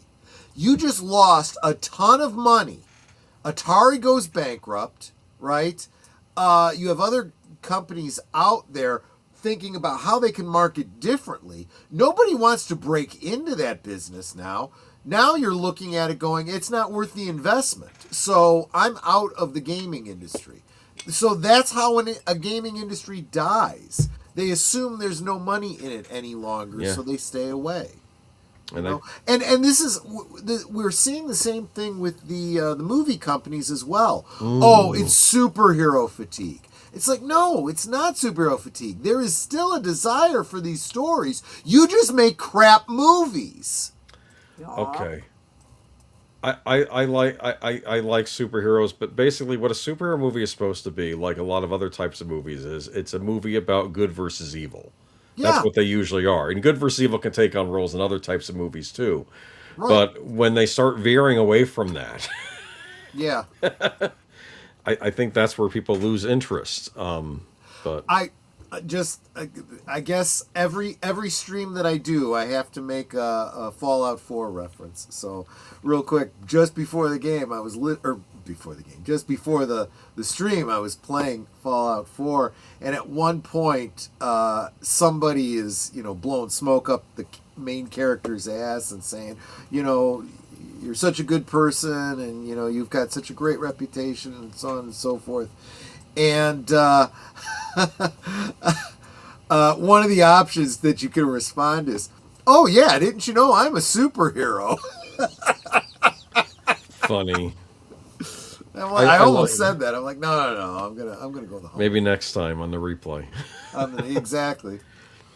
Okay, so in 1982, the North American video game industry generated $3.2 billion in revenue. By 1985, that figure had plummeted to approximately $100 million. That's a big drop-off. Yes, it is. 97%. Dozens of companies went bankrupt. Retailers refused to stock game cartridges. Industry analysts declared video games a dead fad. No difference from the Pet Rock or CB radios. People still use CB radios. Honestly, you can totally see. Well, yeah, but they're not as ubiquitous as they were. It's very niche now, and you could totally see companies thinking that is a fair assessment from their perspective. Yeah. The crash of 1983 wasn't just an economic downturn; it was a near extinction of an entire entertainment medium. Understanding how it happened required examining three forces that individually would have nearly wounded the industry. Combined, they nearly killed it. So the first one was the game glut. Too much, too terrible. By 1982, the success sounds a lot like what we keep saying about movies today, right? too many crappy films that nobody likes. Well, here's the problem. If every movie that comes out you're disappointed by, you're just going to say, F it, I'll find something else to do with my time. Yeah. And I just It's will not abandon worth all my time. movies, whether they're good or not. The game got too much, too terrible. By 1982, the success of Activision and Imagic, both founded by former Atari programmers, had convinced dozens of companies that game development was easy money. Low startup costs, minimal technical requirements, and enormous markups attracted everyone from established toy companies to Quaker Oats, which owned a game subsidiary. Is this true? Yep. The barrier to entry was essentially zero. The result was a flood of terrible games. Companies spent millions on licensing fees for recognizable characters, but almost nothing on game design or quality testing. They were doing this when I was playing games growing up too. Sometimes licensed games, you would look at it like, is this going to be any good? Because it's based on a character. Do they spend all the money on the license and not on the guy programming the game? You know, it's like, nothing, no game design, no quality testing. Programmers worked under brutal deadlines, producing clones of existing hits with minimal creativity. The most infamous example was Atari's own E.T. the Extraterrestrial, developed in just 5.5 weeks by a string of programmers to meet the Christmas deadline. Yeah. Atari manufactured 4 million cartridges, more than the number of Atari 2600 sold that year. The game was so poor that returns exceeded sales. Atari reportedly buried millions of unsold cartridges in a New Mexico landfill in 1983. E.T. came out in 82, didn't it? They wanted to have a game. Yeah. They wanted to have a game out for it by Christmas. Now, when I was growing up with the NES, this did not happen. Like, Batman was a major movie in 1989, but we didn't get the game until spring of 1990. Right. Because they needed time to work on it and make it good, you know? Yep. But E.T. was a symptom, not a cause. Store shelves were drowning in mediocre Pac-Man clones, licensed cash grabs, and games that barely functioned. Consumers couldn't distinguish good games from bad ones before purchasing, and the ratio of garbage to quality was becoming unbearable. Trust evaporated. Yeah, well, that's what happens. You lose consumer trust. It evaporates. While game quality was cratering, the home computer market was experiencing a vicious price war. The Commodore 64, launched in 1982, was deliberately priced to undercut game consoles. Jack Tramiel, Commodore CEO, pursued an aggressive pricing strategy that dragged competitors, Atari, Texas Instruments, Sinclair, into a race to the bottom. By 1984, capable home computers could be purchased for under $150 with entry-level machines below $100. This created an impossible value proposition for game consoles. Why buy a machine that only played games when, for the same price, you could buy a computer that played games and did word processing, programming, and education? The Commodore 64's graphics and sound capabilities matched or exceeded the Atari 2600. It exceeded. Please. Because I know Commodore 64 was close to Atari's 800, and I know the Atari 800. Yeah. The games we got on that, while not arcade quality, they were a lot better than what the 2600 gave us. The irony is that once the dust settled, consumers realized there was room for both, and by then the damage was done. The console manufacturers were bankrupt, retreating, and under new ownership. Consumer apathy and market saturation. By 1983, the home console market was 11 years old, thoroughly confusing. Over 10 different systems competed for shelf space, each with incompatible game libraries. New buzzwords appeared weekly. Manufacturers promised revolutionary new hardware every 6 months, convincing consumers to wait rather than buy. The Atari 2600 reached market saturation. Nearly everyone who wanted one already had one, and newer systems like the ColecoVision, the Atari 5200, and Intellivision fragmented the remaining market. I had a cousin who had a ColecoVision. Remember that one? Yep. Yes, I do. They had Smurfs for it. I remembered Smurfs. Okay. The collapse. The dominoes fell quickly. Atari reported $536 million in losses in 1983 and was sold by Warner Communications to Jack Tramiel, ironically the same man whose Commodore 64 had helped cause the crash. Mattel shut down its Intellivision division, taking $394 million write-off. Magnavox exited games entirely. Coleco teetered toward bankruptcy, eventually filing in 1988. Coleco didn't release Cabbage Patch Kids, did they? Yeah, I think so. They put all their money into those dolls. That's what happened. Probably. And then when the fad went over, then they went. That's probably what happened. Third-party publishers either went bankrupt or pivoted to computer software. Major retailers like Toys R Us / gaming shelf space or eliminated entirely. That explains why when Nintendo released the Nintendo Entertainment Nintendo Entertainment System, they gave you a toy robot that would work with the games. His name was Rob. I think they included that with the system to entice toy stores to put it on the shelf. I think you're right. Japan was unaffected. The crash was almost entirely a North American phenomenon. In Japan, the market was structured differently. Nintendo's Famicom, launched on July 15, 1983, was thriving. Japanese retailers hadn't experienced the same oversaturation because Nintendo controlled quality tightly from the start. The Famicom's game library was curated rather than flooded, and Japanese consumers had a different relationship with gaming. It was more culturally integrated and less subject to boom-bust fad style. It's interesting, the Japanese market, too, they were also more prone to buy peripherals, like a disk drive add-on, whereas stuff like that would never fly in the United States. They kept trying to sell add-ons for systems that they would never sell. Yeah. But then it goes on. Nintendo's challenge wasn't technological, it was psychological. American retailers wanted nothing to do with video games. Nintendo's solution was brilliant on multiple levels. First, they rebranded. Famicom became Nintendo Entertainment System, deliberately avoided the word game, and it was styled like a VCR with a front-loading cartridge slot. Yeah, it was made to kind of resemble a VCR, how you'd put your tapes in a VCR. That's how they did the NES. And, they bundled Rob the Robot, operating buddy. They explained that. It was essentially a Trojan horse, a robotic accessory that made the NES look like a tech product rather than a game console, just like the Commodore 64 was supposed to look like a computer and not a game system. Okay. Nintendo implemented Nintendo Seal of Quality and strict third-party licensing. Okay. Third, Nintendo absorbed the risk. They offered retailers 90-day return policies, unsold inventory, set up NES displays to stores at their own expense. Retailers had essentially nothing to lose by stocking the system. Oh, so Nintendo would take the loss. If this thing had flopped, they would have taken the risk was on their end. Interesting. True. Smart on their part. Okay.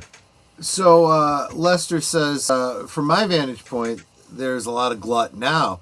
It just means I got to catch up while AAA companies cannibalize themselves. Oh, we're going to get into that. That's our last part of the thing, yeah. And yep, Atari had to pay back for the suit incurred via Magnavox for Pong. Yeah, I didn't know that. Did they sue over Pong and people are like, you can't own ping pong? Is that what happened? Maybe I'm mixing it up. Well, look at this. This is from the next article, so I need to credit them from what was the great video game crash of 1983 from Bugsplat. Bugsplat.com. I love Bugsplat. I love that title for some reason. But look at this. This is all the game consoles that were out during the crash. Yeah. And two of them are Atari, so, Well, the 5200 made some amount of sense because the 5200 could play games that were similar to the cartridges I got on the Atari 800 computer. Right. They had similar graphic levels, much better than 2600. It came bundled with what is perhaps one of the worst game controllers I'd ever seen. It looks like it has like numbers on it. I don't understand whose idea that was. Now, a lot of these I don't remember or never saw. I knew, well, of course, the Sears Telegames was literally just a clone of the Atari 2600. But you had the Atari 2600, the Atari 5200, I knew. Intellivision and the Intellivision 2, the Magnavox Odyssey, and Coleco Gemini. I knew those games.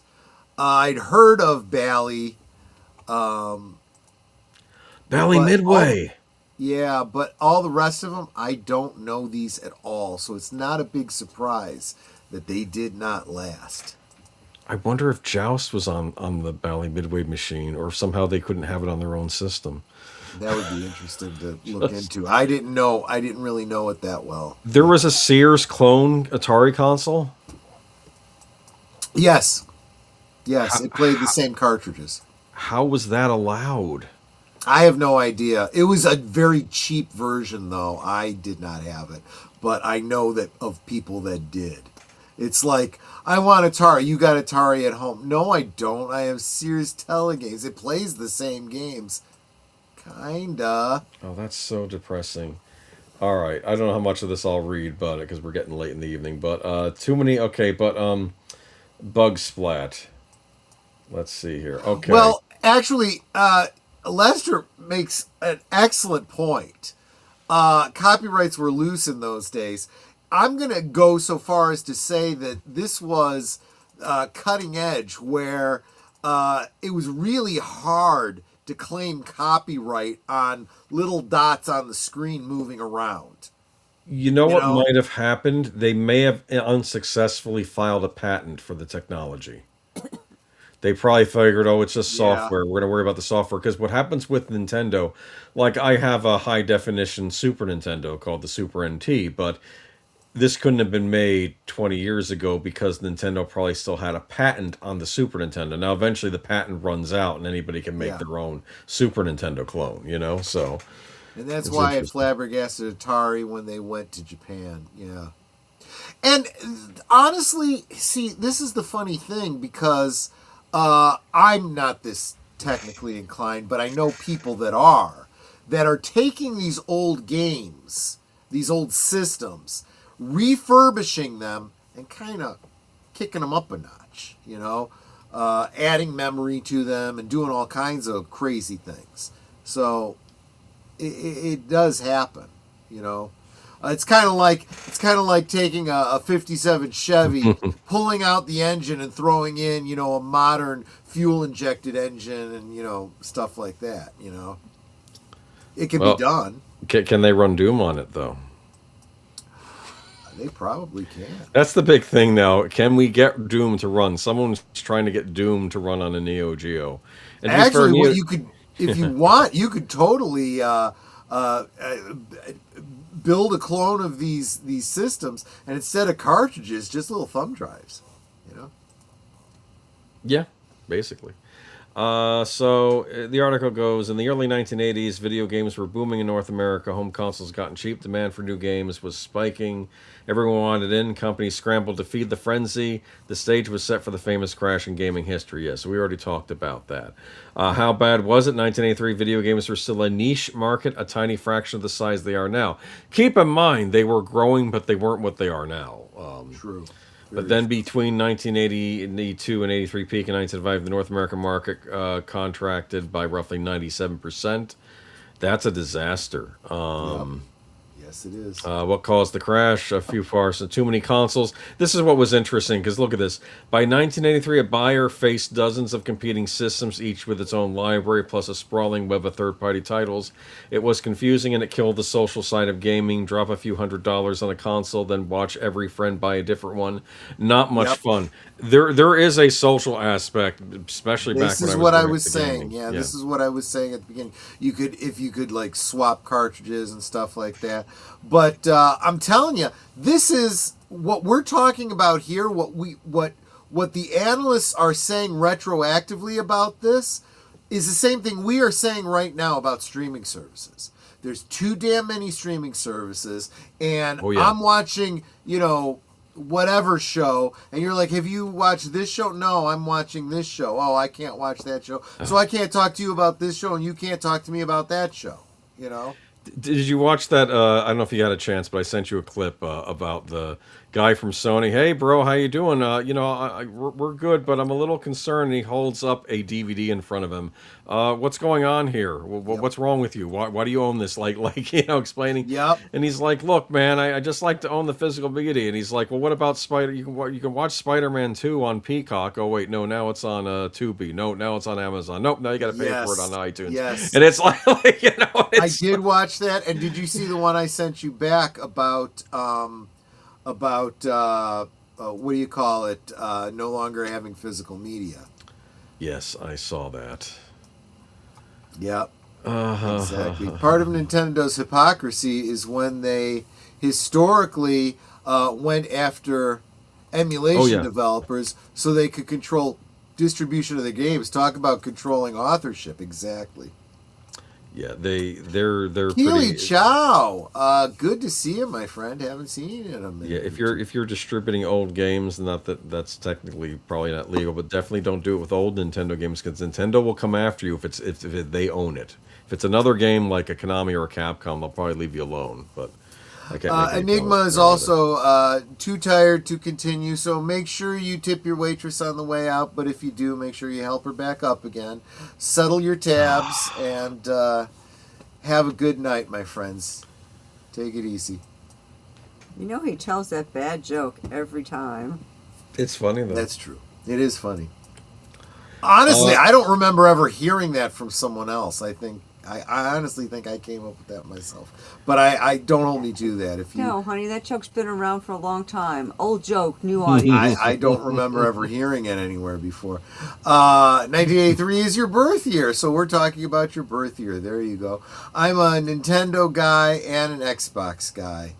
Well, good luck to you on that going forward. Well, I think we're getting into this pretty soon, but I do think the end of the consoles is coming yet again. Nintendo will survive, but I've argued they've moved to portables at this point. But Yeah. I don't know what's. I mean, there's a lot of factors. Don't worry, I take a jab at Nintendo later too. But no, I think what he was meaning though, that was what he grew up with. Because technically, you could have just owned Nintendo systems and then moved on to Xbox. True. I almost went with the Xbox over the Nintendo Wii because I thought, oh, they have the Xbox Live Arcade and I can play old games through that rather than the Virtual Console. And then a friend of mine came and I was over a friend's house and he had his Xbox 360 and he was like, oh, I'm on my fourth one. I was like, wow, that's weird. Wow. How can you be on your fourth Xbox already? I guess that's a fluke. And then I look online and apparently there was this thing called the Red Ring of Death where Microsoft knew there was a manufacturing error in the system, and rather than fix it, it was probably just cheaper to have people send their consoles back and get a new one than it was to actually fix the error. And I was like, no, I'm getting a Wii now because I was And mad about honestly, how do you continue to do business with a company like that? they were the most successful that generation. Then I just think that the market is absolutely stupid. They know you're stupid and they count on your stupidity. I think later on they made an Xbox 360 Slim that didn't have that problem, but yeah, for years that was going on, and I was like, wait a minute, it knowingly breaks. Your console knowingly breaks. Microsoft, fix it. Yeah. Oh, according to this, Purina Dog Food made games for the Atari. Sounds about right. Okay, so this is a lot of the same stuff. The home computer undercut everyone. Oh yeah, so especially Commodore 64. Well, good on Commodore. That's probably how you ended up with one. Yep. And what ended the crash and save video games? It was the Nintendo Entertainment System. Nintendo President Hiroshi Yamauchi said Atari had collapsed because they gave third parties too much. Okay, so this is basically the same stuff I read. Yeah. We never actually stopped playing. It's worth pushing back on the tidiest version of the story, the one where gaming simply died on Nintendo until Nintendo wrote in to save it. Yeah, that's not true.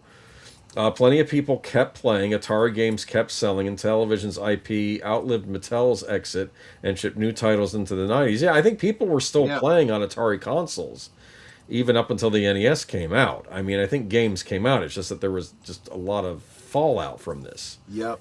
It was a huge contraction from billions to 100 million, you know. And people played PCs, and people still played in the arcades. You can find arcades games from this time, so. And let me get to one more article. Yeah, it's getting late. Let me start wrapping some of this up. Here's my last article of the night, and then we'll go into a little bit of the present day. Is this that game where you're pushing the thruster trying to land on a planet?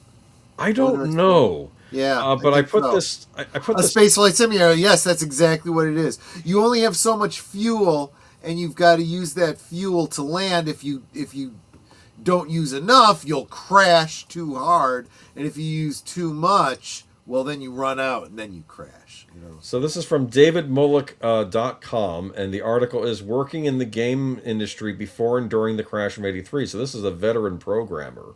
So he tells the story of actually being a programmer while working in there. This is kind of neat.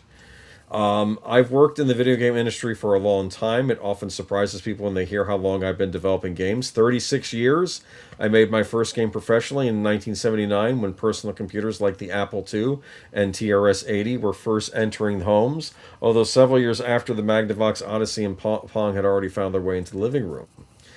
Someone recently asked me what it was like working in the game industry before the crash. Ah, the crash. It still causes a shudder down the spines of those of us who lived through it. The video game crash of 1983 was a massive recession of the game industry that actually lasted from 1983 to 1985. Revenues that had peaked at $3.2 billion in 1983 fell to $100 million by 1985, almost destroying the industry while it was still in its infancy.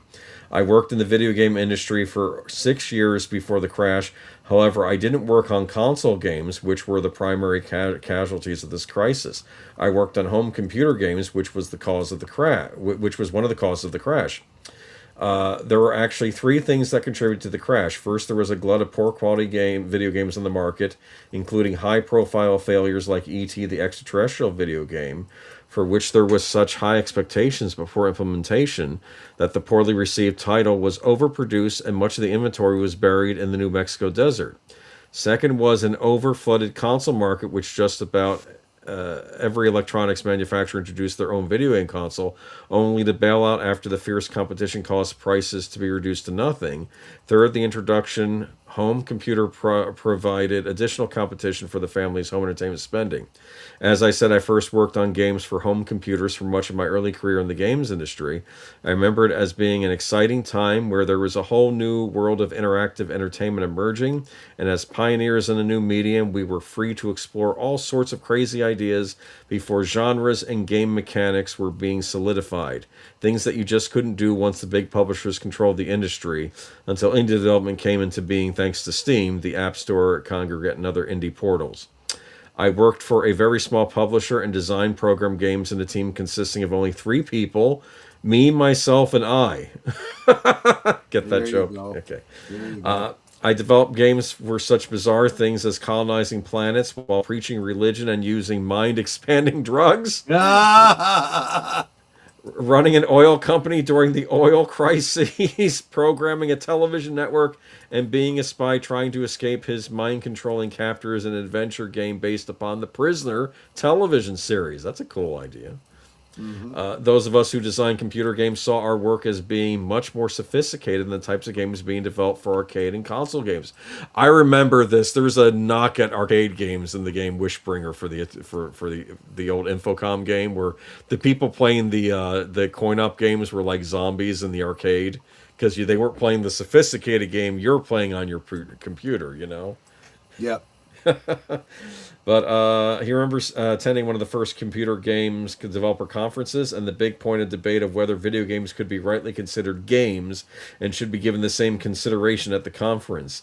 This snobbery bias towards lasted several years until the conference dropped the word computer from the title. This was, there was snobbery. The PC master race thing was around back then, right? I mean, it was, Yes. While working on computer games was very fulfilling creatively, I didn't make a lot of money and made a meager sum of $800 a month when I got my first job after graduating college. The company Eduware Services was run out of the founder's apartment.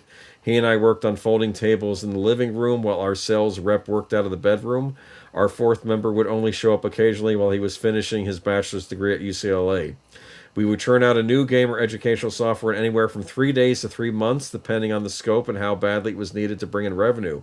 When one of us made a product, the other would test it. When it was ready to ship, I would usually be the one to make copies, inserting 5.25-inch floppies on at a time into the disk drive. We would print out disk labels on standard mailing labels using a daisy wheel printer, photocopy documentation of the nearest copy place, and then put everything in a Ziploc bags to ship off. We did make a profit, and within a year we made enough money to move into a real office, and then a couple years later into an even bigger one. Our staff grew to 60 employees when Eduware reached its height, and I was earning enough money, $35,000 a year, to trade in my Honda Civic for a Toyota Supra. What do you think of that, huh? Yeah. He switched over to the Folgers instead of the store brand, I bet, too. Oh, gotcha.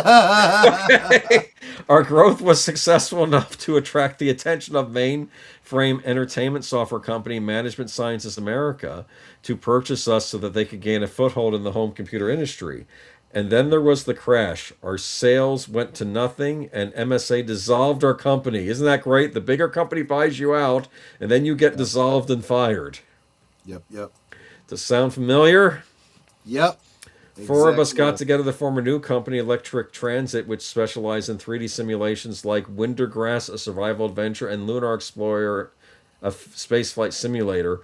Our games were well reviewed, but alas, the crash was still in effect, and we never made enough in sales to keep the company going. We worked for 2 years without a salary, with only a collection of good reviews from game magazines to show for it. After the crash ended, I joined the Walt Disney Company as its very first video game producer, but that was another story for another day. So anyway, I just thought that was interesting, seeing the perspective of an actual programmer that was in this. Too bad, huh? It looks fun. Lunar Explorer? I had that game, yeah. Okay. Did you copy it? No, I'm probably. kidding. Almost certainly. And honestly, it was an impossible game. It was...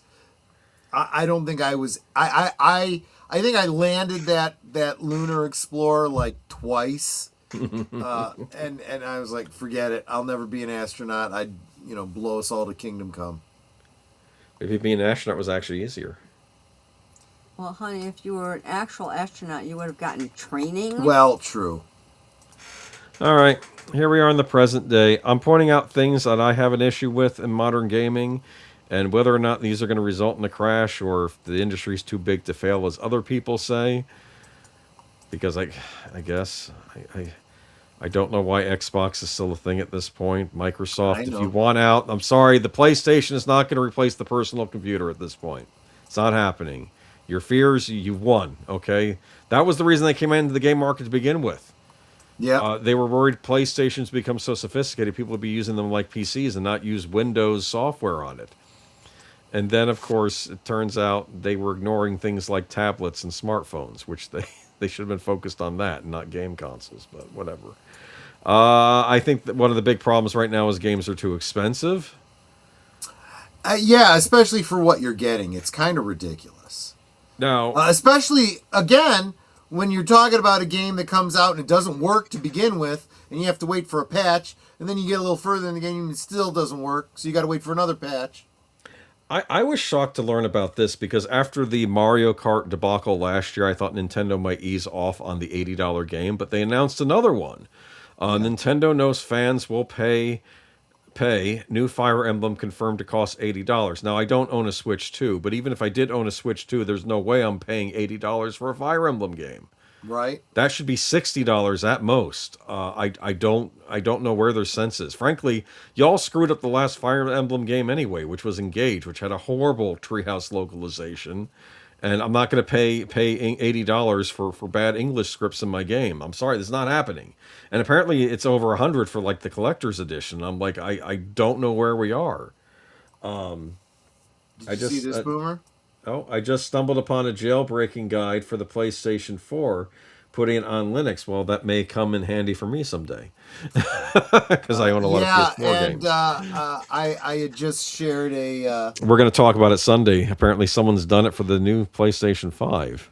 Yep, and that's what that video was that I sent you. It was a jokey thing about it. Okay. But it's... yeah. Be careful. Especially with newer consoles. I know Nintendo, they didn't like the idea that people could buy this little device where you could take your regular Nintendo Switch games and play them on your computer. Now, I would argue that should be perfectly legal because you own the software. You bought the software. And now, if I make illegal copies and distribute or sell it, I get why they might come after you. But you're just making it's going to copies for your own require use. somebody to sue them under fair use. Nobody is doing that because, unfortunately, for your $60-$80 game, the cost to take the company to court, you can't afford that. They will outlawyer you. It's going to have to be something like a class action suit or something. Or the government getting involved, maybe. Yeah, right. Well, I know. Don't hold your breath. I think $80 is ridiculous. And of course, we also had the disaster, which was the Grand Theft Auto. I'm not reading the articles here. I'm just going off recent headlines. Okay, Right. stuff I either didn't cover on Geeky Geezers because we had too many stories that week, or stuff that came out this week. Tech analysts calls GTA's 6's $80 price tag ridiculous. I agree. Oh, they should be charging $200 for their titles. This is the problem. It's these analysts, it's these investors. They're part of the reason why this stuff is happening too. Outside forces from the game companies, $200. I'd love Rockstar to try releasing it for $200, and I think it would collapse. I think people are going to get suckered into buying this thing at $80. I'm not going to lie, but I think at $200, no, they won't buy that. I've been hearing too many things about Grand Theft Auto 6 that just make me think it's not worth it to me at any price. The head designers and writers that worked on all those games, they're no longer at the company. They did not work on that game. I'm just warning you guys ahead of time. Maybe wait for reviews to come in before you decide. I mean, I wouldn't be buying it anyway. I say consoles are too expensive. I love this. Deleted Scenes summed it up perfectly. $200 for an empty box? F off. Exactly. Well, we're not there yet, but give it time. But that was what an analyst said they should do. Now, of course, I do agree that it's not all the console manufacturer's fault. I think AI demand is jacking up prices for lots of things. Yep. And this article says iPads, Nintendo Switches, other gadgets. See, we don't say gizmos, we say gadgets in the present day. There you go. Okay. What experts say you should Who's do. it's and what's bobs?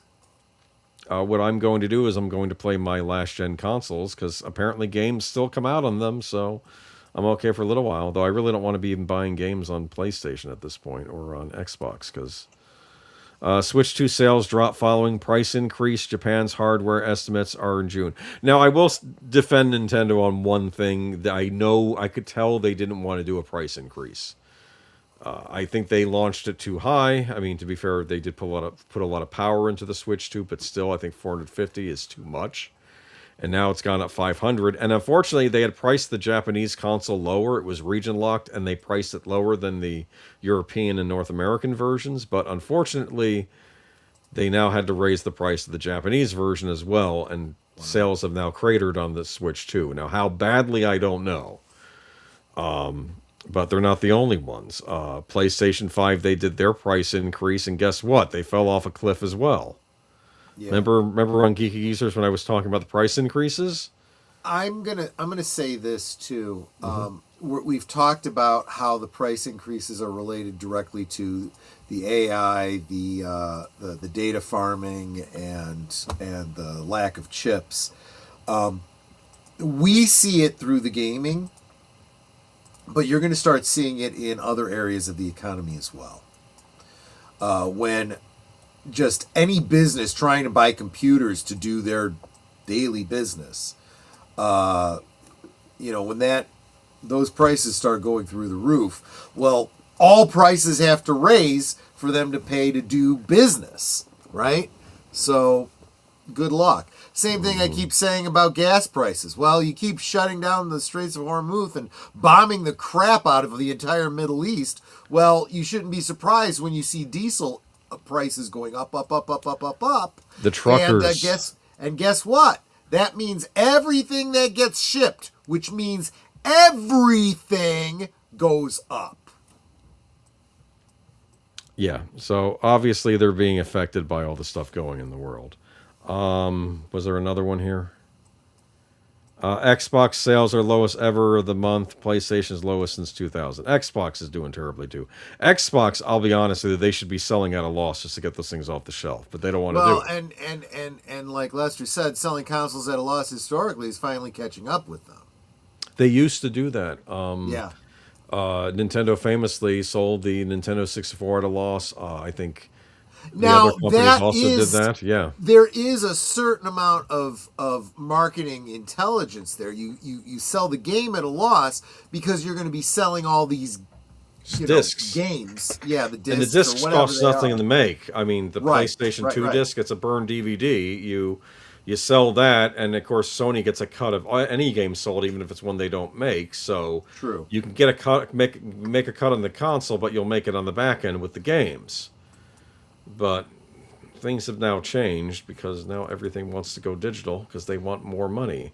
But we'll get to that in a minute. Analyst says game console shipments expected to decline 19.5% to 33.9 million units in 2026. Now, again, is this crash worthy?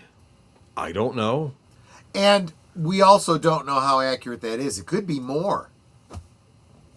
It could be even worse. I think the real warning is when the next Xbox and the next PlayStation launch. Those are the ones that I think that could be the clincher. So no physical media. So of course it's no surprise Sony.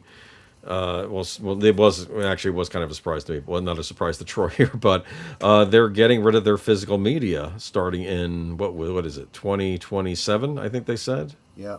Or 2028. I think 2027 is the last year. Analysts say Sony unlikely to reverse disc phase out despite backlash. We have no idea what Xbox is going to do. Nintendo still releases games physically. Sometimes they're on a game key card in which the game is not on the game key card, but most of the stuff they at least release themselves, they're on the actual cartridge. Okay, so Nintendo is better than Sony right now as far as this goes, but if not a PS6, then PS7. Analyst says PlayStation ending physical discs was bound to happen as the console ecosystem is nearly entirely digital at this point. I feel that this is another bunch of nonsense.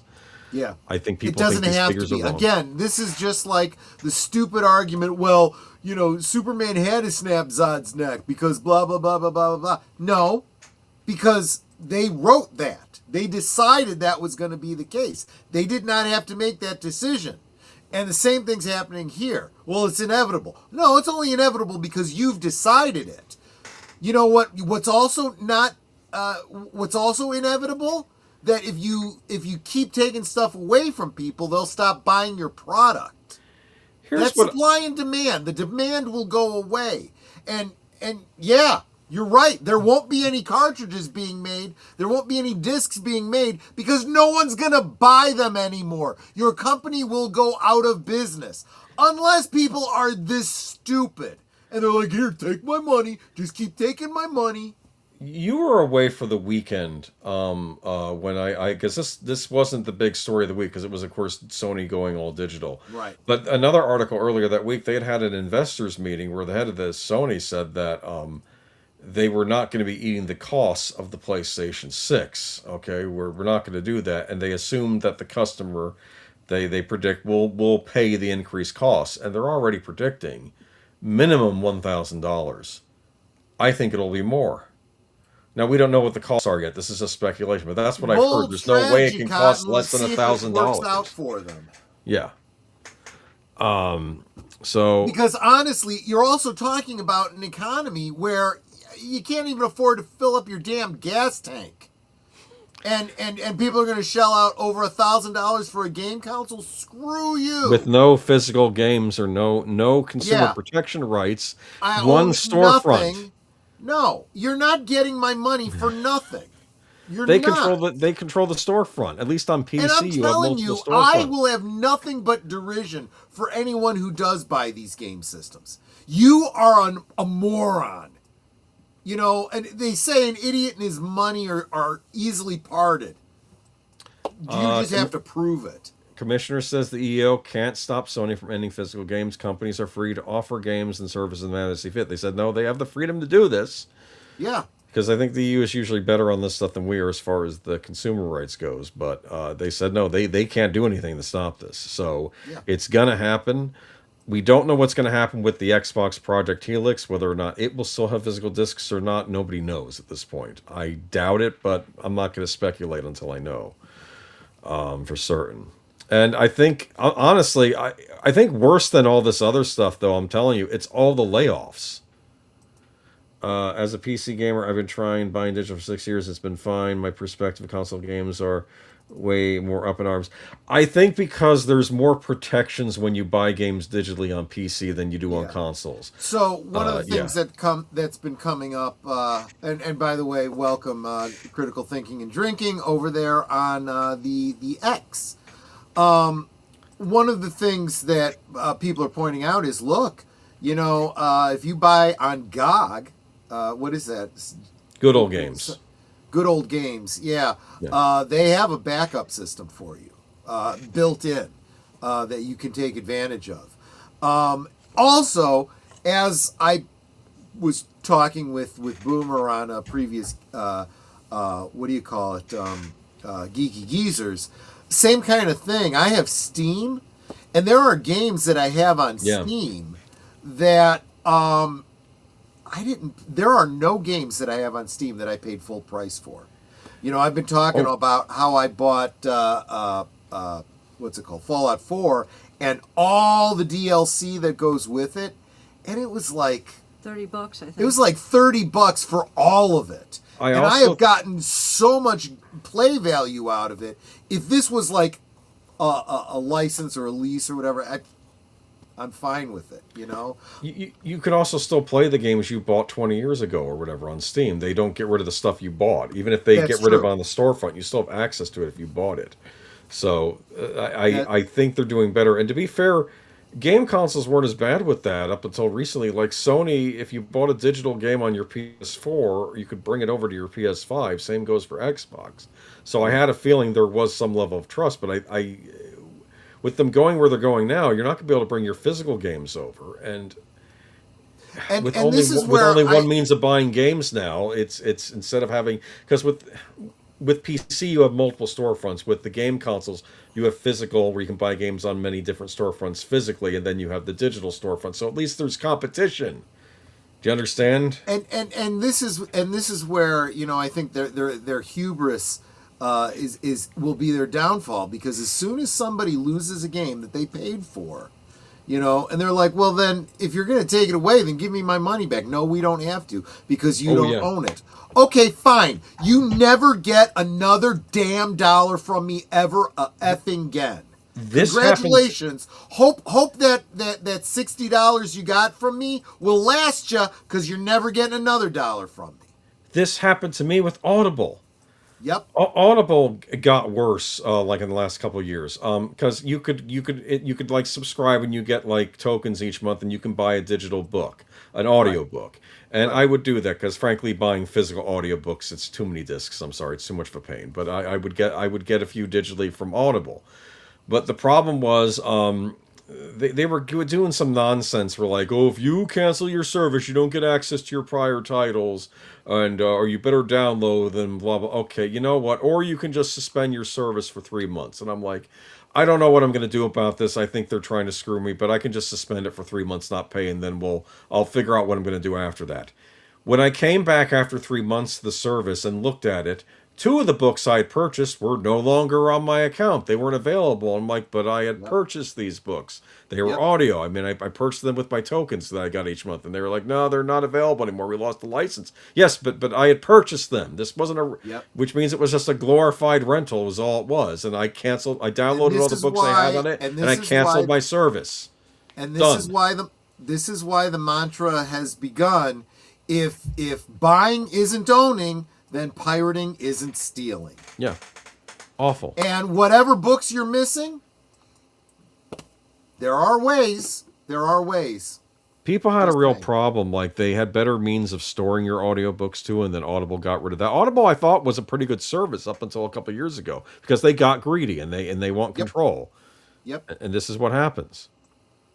But we have the layoffs, and the layoffs, I think, are the worst things that's been going on lately, because if you get rid of all of your talent, and granted, some of these people weren't, weren't doing the job. But some of them were also the actual talent. Yes. And they're going away too. Hopefully what they do is they all get together and go start their own company. Be indie developers, yeah. They should go in the indie scene. And indie is thriving on Steam right now. Yep. But a studio shattered the aftermath of the mass Bungie layoffs. Yeah, Bungie's basically gone. Bungie created Halo, you know, and they're now a shadow of the former self. And that's Sony doing this. That's not even Xbox. And of course, Xbox has been a nightmare as well. And its software producer says you'll never get another World of Warcraft or Elder Scrolls Morrowind in the current climate in the wake of Xbox layoffs. They got rid of all their programmers. Yep. So you're not going to be getting these big AAA games like you used to because the talent's gone. Now, like I said, we may get some good AA games. We'll still probably get games from Japan because they're not. I don't think they're as ruthless in the Japanese companies as far as firing their programmers. They'll just shift them around rather than getting rid of them. And then you have the indie scene, which there's a lot of great stuff coming out from the indie scene, like the first person shooter where you're shooting characters look like they're from a Mickey Mouse cartoon. Like a black. Exactly. But I'm just gonna say this. I was gonna put things about the future, but I don't know what the future holds. But Yes, we do. We know exactly what the future okay, well holds. you we just told you because past is prologue. It happened before. It's happening again. Just think before you spend your money. I mean, it's not that difficult. What do you own when you turn over your money to this corporation? Will you be able to play that game, for as long as you want to play that game? Yeah. If the answer to that is no, don't give them any damn money, you moron. And they wonder why I look longingly at Lego sets still, because I'm like, what's interesting about Lego? When Lego makes announcements, it's interesting stuff. And I don't know, maybe there's a toxicity in the Lego fan community. Maybe I don't know if there's been a dip in quality or expense, but from an outsider perspective, someone who's looked back at Lego since I was a kid, it's usually positive and interesting news whenever they make announcements. Whereas with gaming, it's usually a new disaster is happening. Yep. And this does not fill me with consumer confidence, as they say, in buying these products. Not at all. And I'm starting to get angry? Yes. You should be. You absolutely should be. That is the correct response. If you had any other reaction, I would question your intelligence. So, yeah, I'm thinking it's a handful of games on my Switch, and I'm calling it a day until the industry gets its act together. I'm just Agreed. done. Absolutely. Okay. Agreed. And maybe, who knows? Maybe I'll move on to PC at some point because there may not. Well, I may not have a choice because I don't know if we're going to have, at the rate they're going, we may not have consoles in a few years. Because, like I said, Nintendo will probably survive because they do portables. They got to get costs down though. But the Sony with this closed system console with no discs, I just don't get it. And I don't even know what the Project Helix Xbox is developing is. It could be a gaming PC for all I know. It may not even be a console. So I don't know. Okay, that's it. All right. So what do we got coming up? We got tomorrow is Saturday. It is over on Big Al Presents the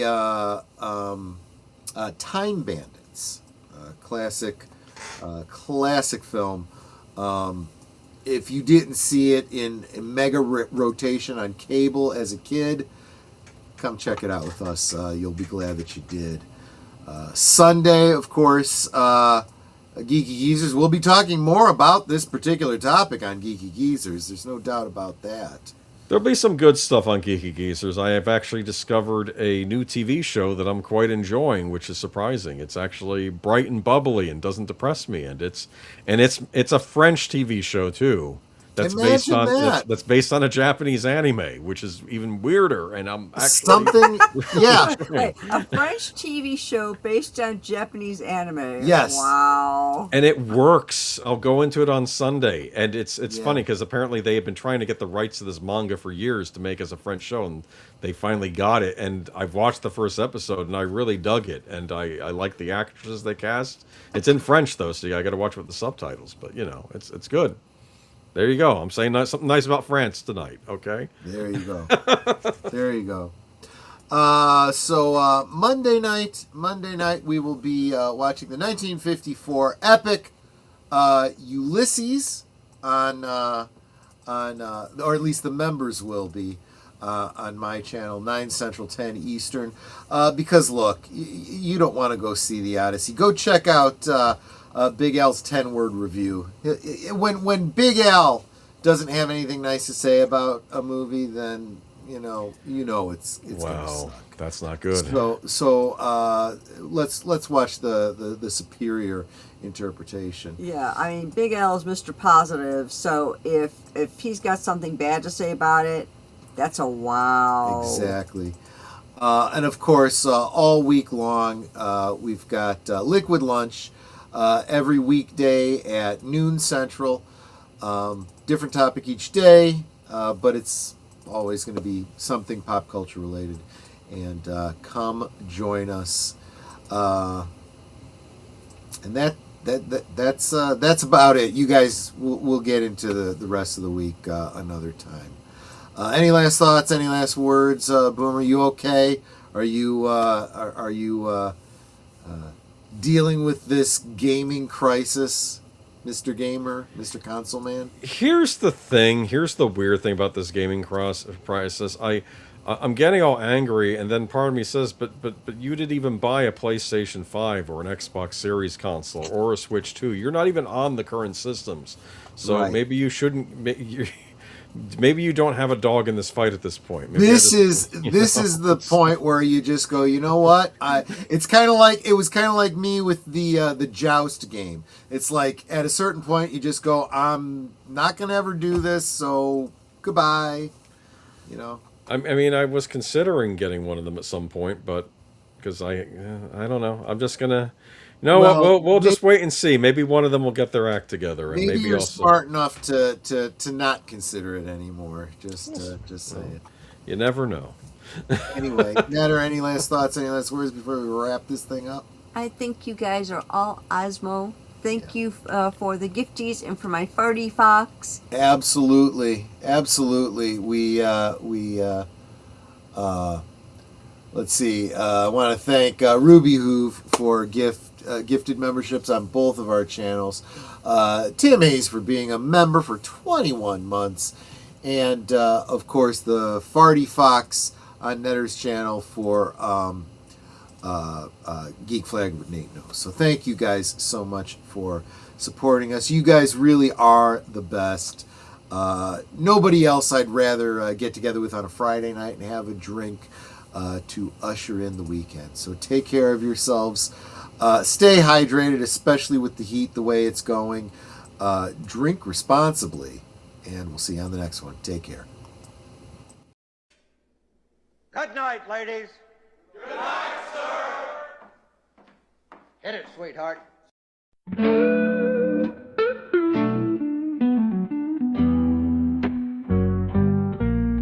The neon lights are fading, closing time is near.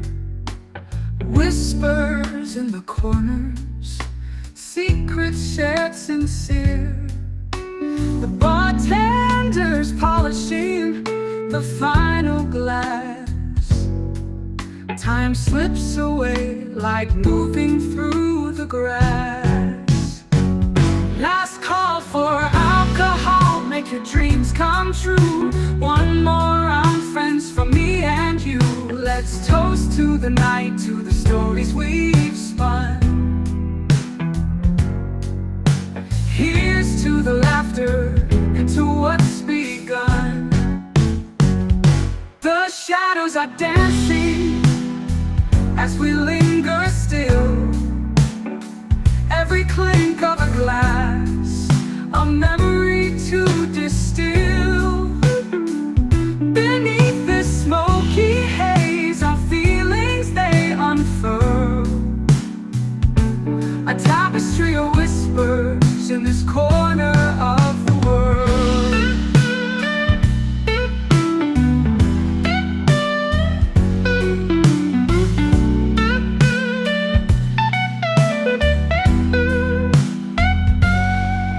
The jukebox serenades us with a final tune, crooning to the lonely and the lovers under the moon. With every soft note, the end draws ever near. But in this fleeting moment, there's nothing to fear. Last call for alcohol, make your dreams come true.